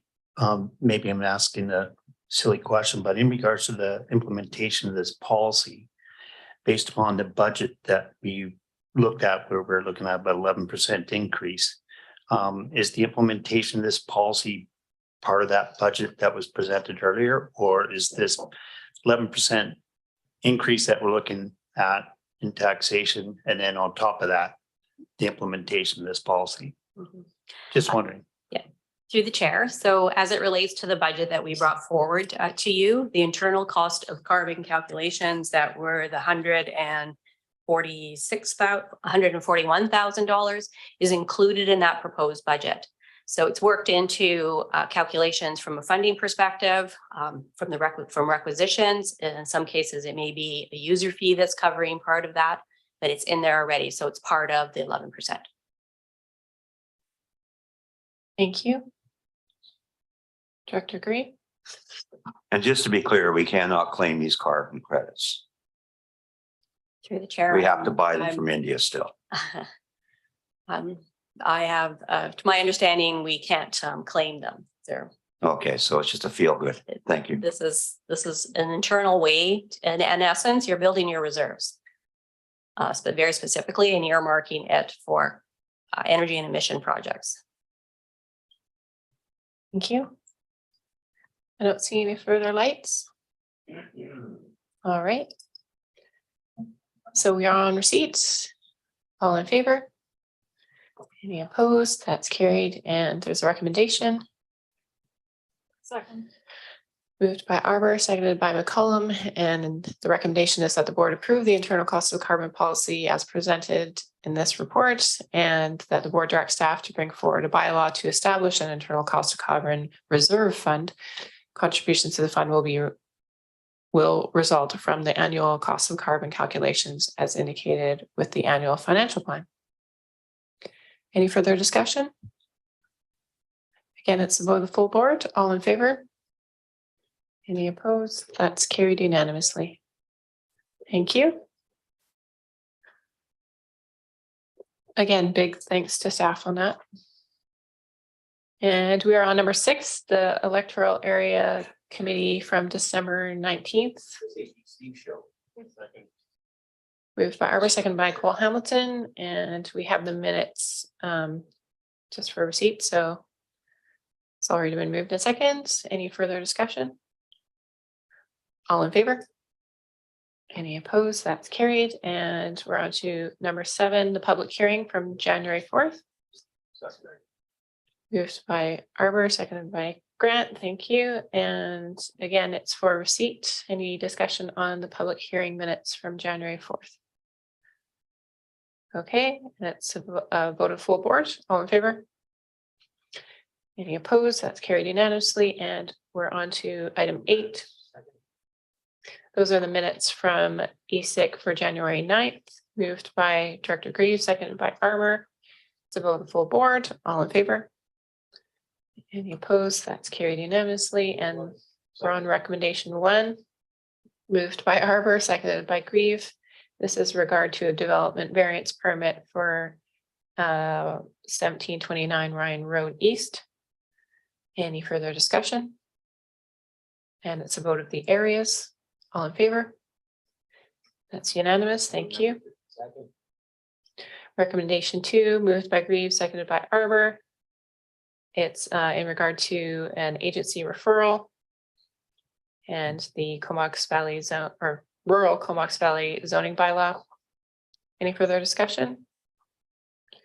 Okay, a vote of the areas. All in favor? Any opposed? That's carried unanimously. And we're on to recommendation 3. Moved by Grant, seconded by Arbor. And recommendation 3 is around the 3 readings and subsequent adoption of bylaw 738, the Rural Cumberland Fire Protection Service bylaw. Any further discussion? It is a vote of area A and C. All in favor? That's unanimous. Thank you. Item 9 is the rec commission minutes from January 10th. Moved by Hillian, seconded by Arbor. Any further discussion on those minutes? It's both the full board. All in favor? Any opposed? That's carried. And we're on to item 10. Moved by Arbor, seconded by Grant. It's the Hornby Island Fire Protection Service function. And it's a budget amendment. Okay, staff want to speak to that? No, sorry. We are here available for any questions that you would have. Okay. Dr. Marzo included. It's I think a fairly straightforward staff report. It is a request to undertake a budget amendment to enable the purchase of the vehicle in the 2023 budget year. Thank you. Director Arbor, go ahead. Thanks. So I'm in favor of this recommendation, increasing the cost for a new tanker for the Hornby Island Fire Protection Service. And to my colleagues who are always curious about the cost of carbon and climate, I did do research, and the Los Angeles Fire Department just procured a full EV tanker for $1.5 million. So we'll stick with the $500,000 for now for the $460,000 for the Hornby Fire. Okay, we're on receipt of that, and it's a vote of the full board. All in favor? And that's carried unanimously. And then we have a recommendation. Moved by Arbor, seconded by Grieve. And that is amending to increase vehicle purchase expense by $110,000. Any further discussion? And it's a vote of the full board. All in favor? Any opposed? That's carried unanimously. And we're on to item 11, long-term borrowing security issue. Moved by Arbor, seconded by McCollum, and I'll pass it over to staff. Thank you very much. And Kevin DeVille is here to introduce this security issue staff report. Thank you very much. Through the chair again, good evening, director. So yes, this report is seeking endorsement and consideration of bylaw 745 being a security issuing bylaw. We have two services that would be participating in the spring 2023 MFA debt issue.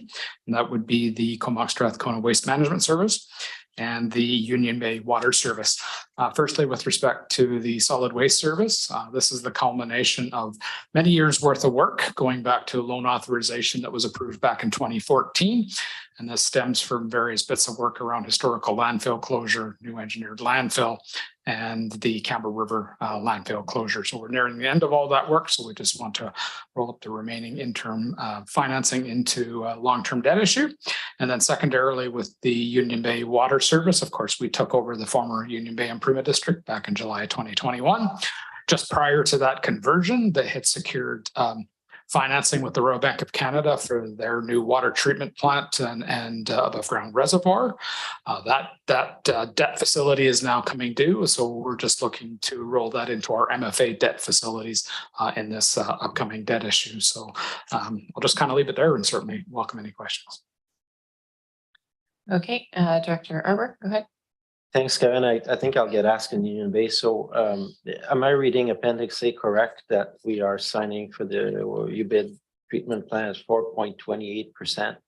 And then is that close for 5 years over 20 years term of issue, or how does that work? So through the chair to the director. So yes, that would be kind of long-term debt with MFA.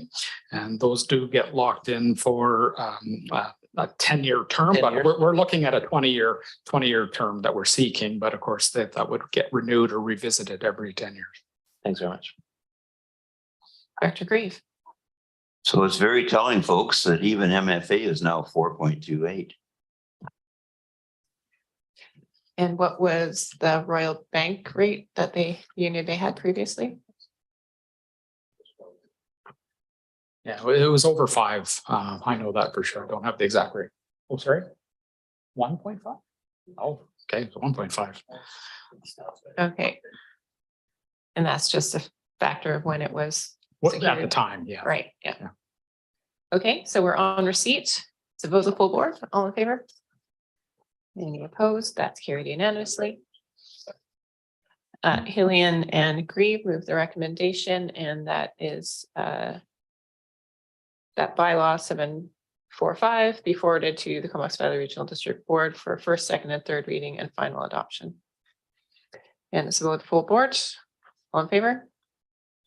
Any opposed? That's carried. Thank you. And we're on to item 12, coastal flood adaptation strategy. Moved by Grieve, seconded by Arbour. Thank you, Chair. Staff. Thanks. And this is a fairly straightforward staff report as well. Alana is available to answer any questions should there be any. In essence, the Comox Valley has been undertaking a coastal flood adaptation strategy over the last several years, including a significant portion that involves mapping of our coastline. And this request to the board is to submit a grant application to the UBCM for phase 3 proposed activities, which are described in the report. And if there are any questions, happy to answer.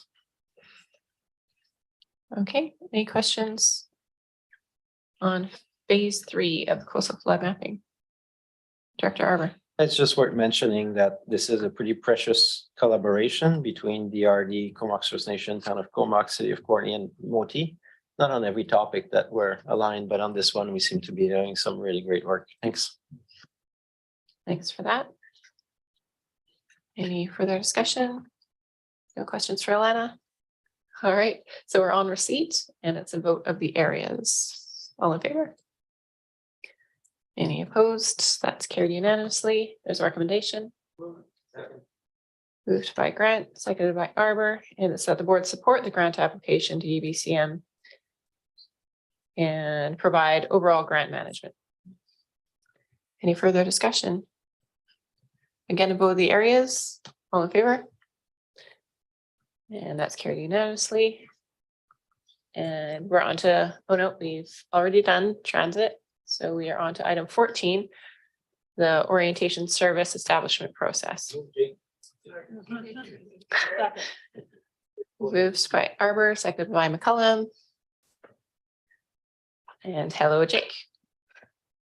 Hello, thank you, Chair. Yes, last but hopefully not least, I'm here as part of your continuing orientation process. It's time to talk about the service establishment process. This is generally a unique process to regional districts. It's not something that municipalities have to wrestle with all the time, although they do it in different ways. But in our case, it is reflective of the nature of regional districts in which we are a federation of multiple jurisdictions, and that every single service that we provide has to be managed and delivered independently. So it entails some process for sure.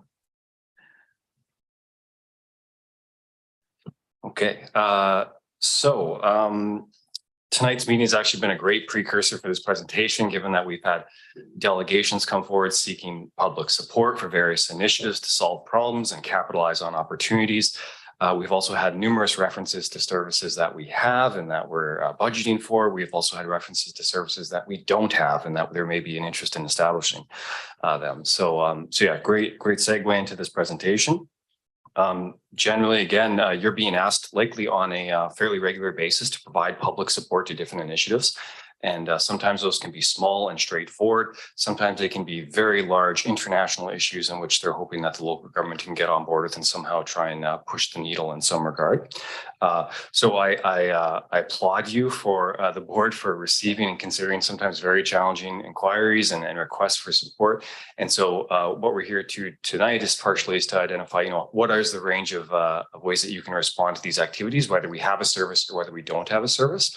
And as this slide indicates here, there is no shortage of places in which you're getting feedback and requests from, whether it be from members of the public, from regional district staff, such as myself, from municipal staff that are part of our member municipalities, stakeholders, partners, you name it, it all comes forward. So this little spectrum here is not intended to be exclusive to just when we don't have a service that applies to a certain activity, but certainly at the early parts, it's probably most helpful in that regard. So as an individual director, you certainly are able to undertake activities on your own, whether it be through individual advocacy, writing letters on your own letterhead. It could be participation and informal involvement with the group or the initiative that's going on. You can then elevate that to board engagement, and the board can then undertake board advocacy through the chair to senior levels of government or others to try and influence them. There can be an appointment of a member to the group that may be undertaking activities. And you can also seek provincial and federal advocacy through the AVICC, through the UBCM, and through the FCM to try and raise that voice and seek action on an initiative in that regard. There can also be small financial grants that can be provided. These are most typically provided through existing services that we have, such as the Rural Community Grant Program that the Electoral Area Services provides, or through the Regional Recreation Grant Program. There is some precedent for regional grants to be provided through the General Government Service. The Island Corridor Foundation is an example of that. But again, those are typically one time and not meant to be ongoing, in which case a service would certainly be suggested. There's also opportunities for other forms of partnerships, whether it be data sharing between groups, staff collaboration, could be sponsoring a grant application from a nonprofit organization. Those are requests that come forward. Certainly these can be a little bit gray as far as what we can and can't do within a service. And I think we've wrestled with some of these topics in the past, and I expect we'll continue to wrestle with those from time to time. But nonetheless, staff have kind of recognized that this is certainly an area where we can provide greater detail to. And so that is the area where we're looking to establish a community partnerships framework that will help establish those conditions necessary in which we can sponsor a grant application from a community nonprofit organization or other forms of partnership. The last box here is the service establishment. And so this is clearly a place where if there is a desire or a need for ongoing local government or public support or service, then we would go through that legislative process to establish the service. Because services are fully voluntary by all member jurisdictions, we have to go through that process, which can sometimes seem quite bureaucratic, but is necessary in order to ensure that, again, those services are managed independently and that the members that pay for those services are the only ones that do and not those that don't benefit from the service. So I've outlined here the kind of general steps for establishing a service. We've talked about where the idea comes from, which it's from almost everywhere. So I won't focus any time there. The second step speaks to kind of the studying the feasibility of the service, and that's to get at what's the purpose of the service, what are the costs, and what are the benefits. The idea of a service purpose can sometimes seem quite straightforward, and almost why would you need to study it in some regards when it may seem very obvious to everyone what it's about. But as I'll speak to it here in a little bit, I think there's all kinds of nuance and detail to these services in order to get it right, to have it sustainable, and to have all the partners on board with it that we shouldn't overlook. We do maintain feasibility study services. So when there is an initiative in which the board or a director wishes to explore whether they want to create a service, there are funds available that can be budgeted for and then expended to help support that study. In regards to the development of the bylaw, that's the next step. Once it's been confirmed that the broad strokes are identified, board support is required, and whether that's for a very local neighborhood service or whether it's for, excuse me, a fully regional service, board support, all the board votes on service establishment bylaws. So that sort of support and cooperation is required. Step 4 involves ministry and participating area approval. So the Inspector of Municipalities, which is a position within the Ministry of Municipal Affairs, is required to approve all service establishment bylaws and amendments to service establishment bylaws. And so that happens in the next phase. And then subsequent to that, provided that approval is required, then there's what's termed participating area approval, in which we're seeking support either through a referendum directly from the public, through an alternative approval process, or through council consent or director consent. Those are the 4 options that are available.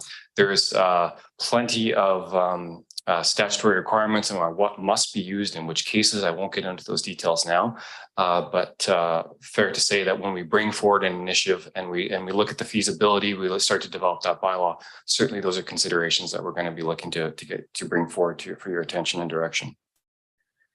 The last item here is the adoption of the bylaw.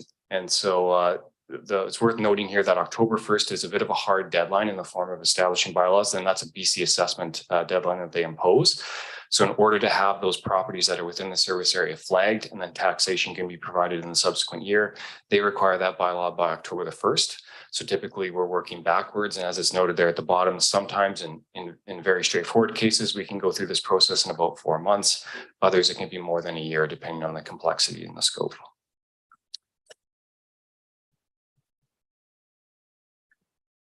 Last slide.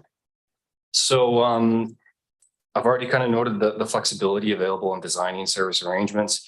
And this can truly, kind of look like a negotiation as it's going through that process in which participants are trying to identify what the service is exactly, how it's going to be provided, which areas are going to participate and pay for the service, and how those costs will be recovered. So if we look at the first aspect here, service definition, within the service scope, we can think about a service being extremely broad or very specific. We have examples of both of those within our over 100 services. And of course, a broad service provides plenty of flexibility to have that service evolve over time, while a specific service provides that greater control and rein on exactly what is going to be provided and what cannot be provided under that service. In terms of the service level, this is one that's often hard to actually address within a bylaw, but if we can think about this in terms of like a sports field service, in which in a rural area, a natural sports field may be totally viewed as totally appropriate and fine. And in an urban setting, it may absolutely be an all-weather sports field that's expected given the high use that may be provided or otherwise. So again, not typically fleshed out in detail in the bylaw, but nonetheless an important consideration when going through that process to establish the service. Finally, within the service definition area is the service area. And ideally, we're hoping to create the service with all the areas that benefit from the service participating in the service. That's the core principle there. Sometimes that's easy when in regards to a water service. Everybody that is hooked up to the water is part of that service. Those that aren't hooked up generally aren't part of that service. And in other times like recreation, as I just explained, it's a little bit trickier as to who truly benefits from that service or who perceives to benefit or not benefit from that service. So you can think about that in terms of access, their actual use of the service, or their indirect benefit, which they can get from it. Under the second item here of service costs, this is a big one for sure, and then one that gets lots of attention. If we think about cost recovery, that's really how we pay for that service. There are three main ways to do it: property taxes, user fees, and parcel taxes. The board will be very familiar with that. Local governments have advocated for a long time to have other forms of revenue opportunities. But for now, that's kind of the core where it's at right now. And so oftentimes we're considering, what's practical as far as how to generate that revenue. What's the tax base as far as different forms of revenue? We'll focus solely on residential, some other, and then include commercial and industrial. And what about the ability to pay of the users that are actually going to be benefiting from that service? In terms of property taxes, the value of land can be taxed, the value of just the improvements can be taxed, or both of the above can be included. And that sort of specificity can be included when we're developing those services. Cost allocation. Typically the default, and as we heard from tonight, is kind of the converted assessed values. That's the basis that's in the Local Government Act. But again, we can focus on other measures to allocate those costs, such as population. Could be the sewer main length that's provided within an area. And we see that with some, or like wastewater treatment volumes, that sort of thing. These are all options that can be identified. And lastly, under this item is the cost containment. And so this is an ability for the board to limit the cost of a particular service through the maximum requisition that can be established. It must be set in most cases of service. There's a few exceptions to that. But it's worth noting that the budget, of course, for all of our services is considered annually. So it's not like that is the only way for you to identify the costs associated with the service. The last bullet here is under service control. And I will just note that, of course, given that what we've seen tonight on the agenda, there are very small services and very large services, but they all require cooperation amongst the board. So that entails giving up a little bit of control, no matter whether you're the only participant or whether you're one of many. Voting is an option that there is the default methods provided for in the Local Government Act, and there's also a custom ability to shape that however you wish. The most recent example of that is the Regional Parks and Trails Service. You can also delegate the services to a body that can then manage that service, or you can maintain control at the board level. And that would be, of course, for the administration and operation service, which we have many examples of. And lastly is the delivery, which again, a plethora of opportunities here. Internally, the regional district can deliver that service. There can be the internal municipality could deliver the service for the regional district. Nonprofits can deliver it, private companies, third parties established by the regional district, or even a corporation established by the regional district. So lots of opportunity there. I think I'll keep it at that and we'd be pleased to answer any questions. Thank you, Jake. We do have some questions, starting with Director Green. Thanks very much, Madam Chair. Thanks, Jake. So just to be clear then, we have to get, if we're going to start a new service, we have to have full board support. So if the electoral areas say we all decided, the directors all decided we want to start an agricultural service, it's long overdue. And because all three of us agree, we take it to the board and they say, well, we got complete streets. We don't want tractors driving here. So that it doesn't go ahead, right? Through the chair, technically correct, although I think you'd share this reflection that basically the board typically is showing great deference to the electoral areas or other participants that are going to be the ones paying for that service and establishing that service. While the board has that ability to step in and say, no, we don't think this is a service we should be providing. Again, typically there's deference there given to those that are wishing to establish that service. So once again, I have to rely on my great charm offensive. Thank you. Yes. Director Moore. Thank you. Well, I mean, it's somewhat related. My first question was around the service area because, of course, with regional parks, everybody needed to opt in, but then we have others that are more obvious, whoever's using the services in. So are there examples of services that, I mean, I guess this is going against what Director Greaves says, but every single service, everybody has to opt in, but then we have only the ones like water and stuff that are different, or are there any other anomalies there? And then I have one other question. I'm going to try and answer your question through the chair. And if I'm not addressing it, please let me know. But I think what you're asking is, does everyone have to opt into the service? And I guess the distinction here is that There can be a service with just one participant, could be electoral area A or B or just Courtney. But the full board has to vote on establishment of that Right. service. So Right. that's the involvement and cooperation required by the Act. But ultimately, if it's a service just in Area B is the one who, well, let's imagine a service of just the electoral areas. All three of them will vote on those matters. You typically see those items come before you in which A, B, and C are voting on them. But if there's just a single participant, the Act says then everybody has to vote on that. Right. And we saw that tonight with one of Okay, the thanks. I just wanted to be clear on that. Yeah. And then the cost recovery piece, this is another interesting one because I'll just use it as an example. If we were to look at a social infrastructure type service, how do we determine what the similar to my comment earlier, what the cost of not doing something like that is? So in terms of, we're paying for a new service and it may seem like it's a lot of money, but we're actually incurring costs from not having a service. And maybe we have examples of that with some of these things that have come our way over the last while. But is there any way to kind of, evaluate that or determine what something's costing us without actually having a service for it? Yeah, through the chair, I think probably the best tool for that is the feasibility study, in which we could, if that's a keen interest of the board to understand what's the cost of inaction on something, that we can try and incorporate that. Provided we've got the funds and the capacity to do so, I wouldn't see any reason why that couldn't be included in that process. Right, thank you. Okay, I don't see any further lights, so that's some really good information to take into our next meeting when we're going to be bringing back what staff heard from our first strategic planning touch base. All right, and we're on receipt. All in favor?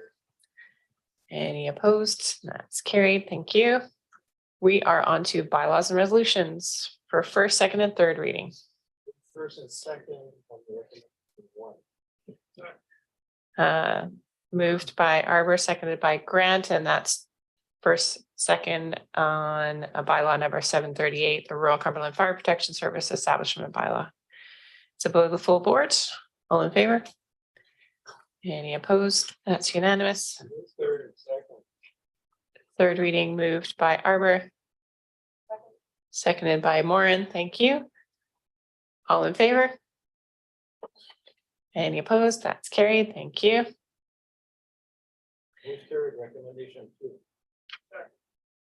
Okay, we're on to bylaw number 733, Rural Comox Valley zoning bylaw number 520 for a third, and it's moved by Arbor, seconded by Grant. It's a vote of the areas. All in favor? And that's unanimous. Thank you. Now we're on to adoption. So that's for adoption of bylaw number 739, Comox Valley Sewerage Service Regulation, moved by Hillian, seconded by Moran. And yes, again, it's for adoption and it's a vote of area A, Courtney and Comox. All in favor? Any opposed? That's carried unanimously. We're on to first, second, and third and adoption for bylaw number 745, the Comox Valley Regional District Security Issuing Bylaw. And okay, so for first and second reading, it's moved by Arbor, seconded by McCullum. And all in favor? Any opposed? It's carried. Second. Was that Grant that moved third? Seconded by Arbor. All in favor? Oh, sorry, Director Grieve, did you have a question? I'm just waiting for adoption. Oh, okay. Then I'm going to speak against it, having had a bad experience in doing first, second, third, and adoption in one meeting. I would definitely not recommend it. Move adoption. Second. Okay, moved by McCullum, seconded by Grant. And that is for adoption of bylaw number 745. It's our security issuing bylaw. And the adoption does need to be made by 2/3 affirmation vote. Oh, Director Gray. If I may ask through the chair and the CAO, what would be the ramifications if we didn't adopt it until the next meeting? Thank you for the question. And I'm just looking through the staff report that was presented and looking for the deadline by which we have to submit this to the MFA. Maybe Kevin can help me with that deadline. I believe there is a time pressure to have this bylaw adopted. It's just unfortunate we put ourselves in this position. Through the chair to the directors, thank you. Yes, there is a time deadline that we have to have everything submitted to the province and to MFA in time for the spring debt issue AGM. And that deadline is February the 16th. So yeah, we are asking leave of the board to do final adoption this evening so that we can make sure we have everything in place for that deadline. Thank you. Director Arbor. Thanks. Unlike I do recall what Dr. Grief's talking about, but I think the supporters of Saratoga should be informed that this is not the first time nor the last time that first, second, third, and adoption are moved in the same meeting. Thanks. Yeah, again, it just needs to be the 2/3 affirmative vote. And so not seeing any further lights, we are on the bylaw for adoption, and it's a vote of the full board. All in favor? Any opposed? One opposed? On principle. Director Grieve, and so that we still make our 2/3 vote. Thank you. So that's carried. We're on to new business. Request for appointment to Vancouver Island and Coastal Communities Climate Leadership Steering Committee. Moved by Hillian, seconded by Grant. And there's an item there from Mayor Staples and the steering committee and a request for us to formally appoint. Oh, Director Arbor, go ahead. Thanks. I'd like to fill in the blank and move that the board. So we're on receipt. Oh, on receipt. Yeah.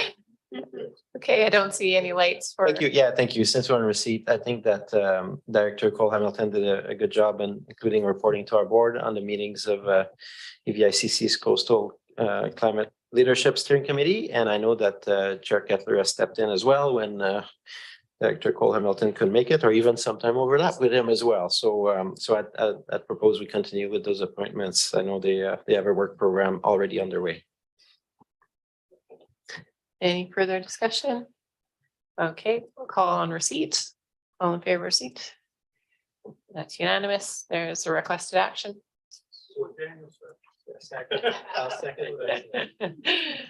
Okay, and that's that the board appoint Director Cole Hamilton as representative and Director Kettler to the Vancouver Island Coastal Communities Climate Leadership Steering Committee term, and that remuneration and expenses be paid for the appointment in accordance with our policy. Any further discussion? To vote of the full board. All in favor? Any opposed? That's carried unanimously. Move correspondence. The correspondence being moved is for the AVICC resolution toward a new contribution model to finance local governments in climate transition. It was moved by Greaves, seconded by Moran, and I'll go to Director Arbor to speak to it. 3 minutes. Thank you, Director Grieve. I will take the full 3 minutes. So we had a long discussion today about the fact that we're going to reduce our greenhouse gas emissions by 50%. This will just be to tackle about 1% of the valley's total emission. And it's clear that local government doesn't have the financial ability to do a lot of this. In May, the province of BC issued a new program called the Local Government Climate Action Fund. And they funded it at the tune of, I think, 87 million a year for all BC municipalities for 3 years. For those who are a member of the BC Climate Charter, this is a direct transfer to those local governments that many of us will benefit from. This resolution would call on the province of BC to consider amping that fund significantly. And you'll see that I refer to the Community Building Fund, also formerly known as gas tax money. In British Columbia, we receive about 300 million a year. through gas tax. And I would propose that a similar amount possibly could be attributed through the province directly to municipalities to address climate action. We don't have the backgrounder attached today because this resolution was concocted amongst the conversation with a few of us a week ago, but the deadline is approaching. As part of the backgrounder, I would like to request that if this passes, I would like to request if we could have just a little bit of staff time between now and the deadline on February 9th. I'd be curious if we could try to cost out roughly in a broad range our corporate energy plan to 2030. So that would help in the backgrounder to justify or provide background as to why local government will need higher resources over the next 8 years. We want to pitch something to the ICC that's backed by a little bit of evidence, and then we'll ground it by saying, we like the program you've launched and we'd like you to expand it. Thank you. Any further discussion on the resolution? All right, were we on receipt? Yes, we're on receipt. So vote the full board, all in favor of receipt. Any opposed? That's carried unanimously. The requested actions being moved by Grieve, seconded by Grant. And, oh, sorry. We should, yeah, see. That's okay. Staff can actually do what was requested. I would say that we would have to provide a very high level estimate. It'd be really difficult to provide any sort of certainty around that, but we do have an understanding of the projects that are identified in the corporate energy plan. And it'd be very rough orders of magnitude, but I think it would be sufficient to give you some sense of structure to what that request to the province might look like. If I may, that's exactly right. The last table you have in the corporate energy plan that lists dollar signs, just to give a broad range. So for the landfill, which is the major source, that might be, you might see in the order of 5 to 10 to 15 million. That would be sufficient to give a range that we then extrapolate what the need may be across British Columbia. Thanks. Okay, we are on the requested action. It's been first and seconded. And that is to support the resolution regarding a new contribution model for climate action. And I don't see any further lights. It's above the full boards. All in favor? Any opposed? That's carried unanimously. Second. Okay, we have an addendum and it's been moved by Grieve, seconded by Arbor, just for the approval of it. Let's vote a full board. All in favor? Any opposed? That's carried, so we can consider the addendum. Moved by Hillian, seconded by Arbor, and the addendum is the ABICC resolution for enhanced access to extended producer responsibility programs. And who would like to speak to that? Madam Chair, I believe Mark Rutten's available to speak to this report. Again, the resolution on the agenda is fairly straightforward, but if the board would like that background or context, then Mark's available. Okay. Are there any questions about the resolution going to ABICC? Director Arbor.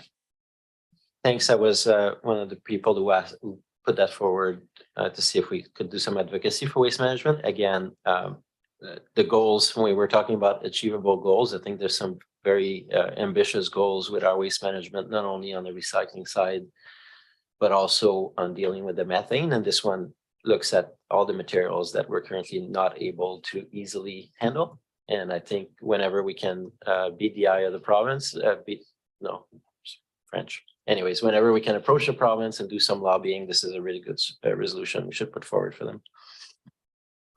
Thank you. I think, Director Grieve, go ahead. Yeah, I'm just surprised this didn't come from SILGA or one of the other associations. I know they've been talking about this forever. So maybe it's a first for ABICC, but there must be a comparable one at UBCM. I don't know if anybody's researched it. Yeah, so the ask for this resolution is to advocate for improved access to recycling for remote communities with tiered and funded solutions based on remoteness index and developed in collaboration with local governments. Sound good? Okay, so both full board. All in favor? Any opposed? And that's carried unanimously. Termination. Media questions. Termination moved by Arbor, seconded by Moran. And everyone agrees. Thank you.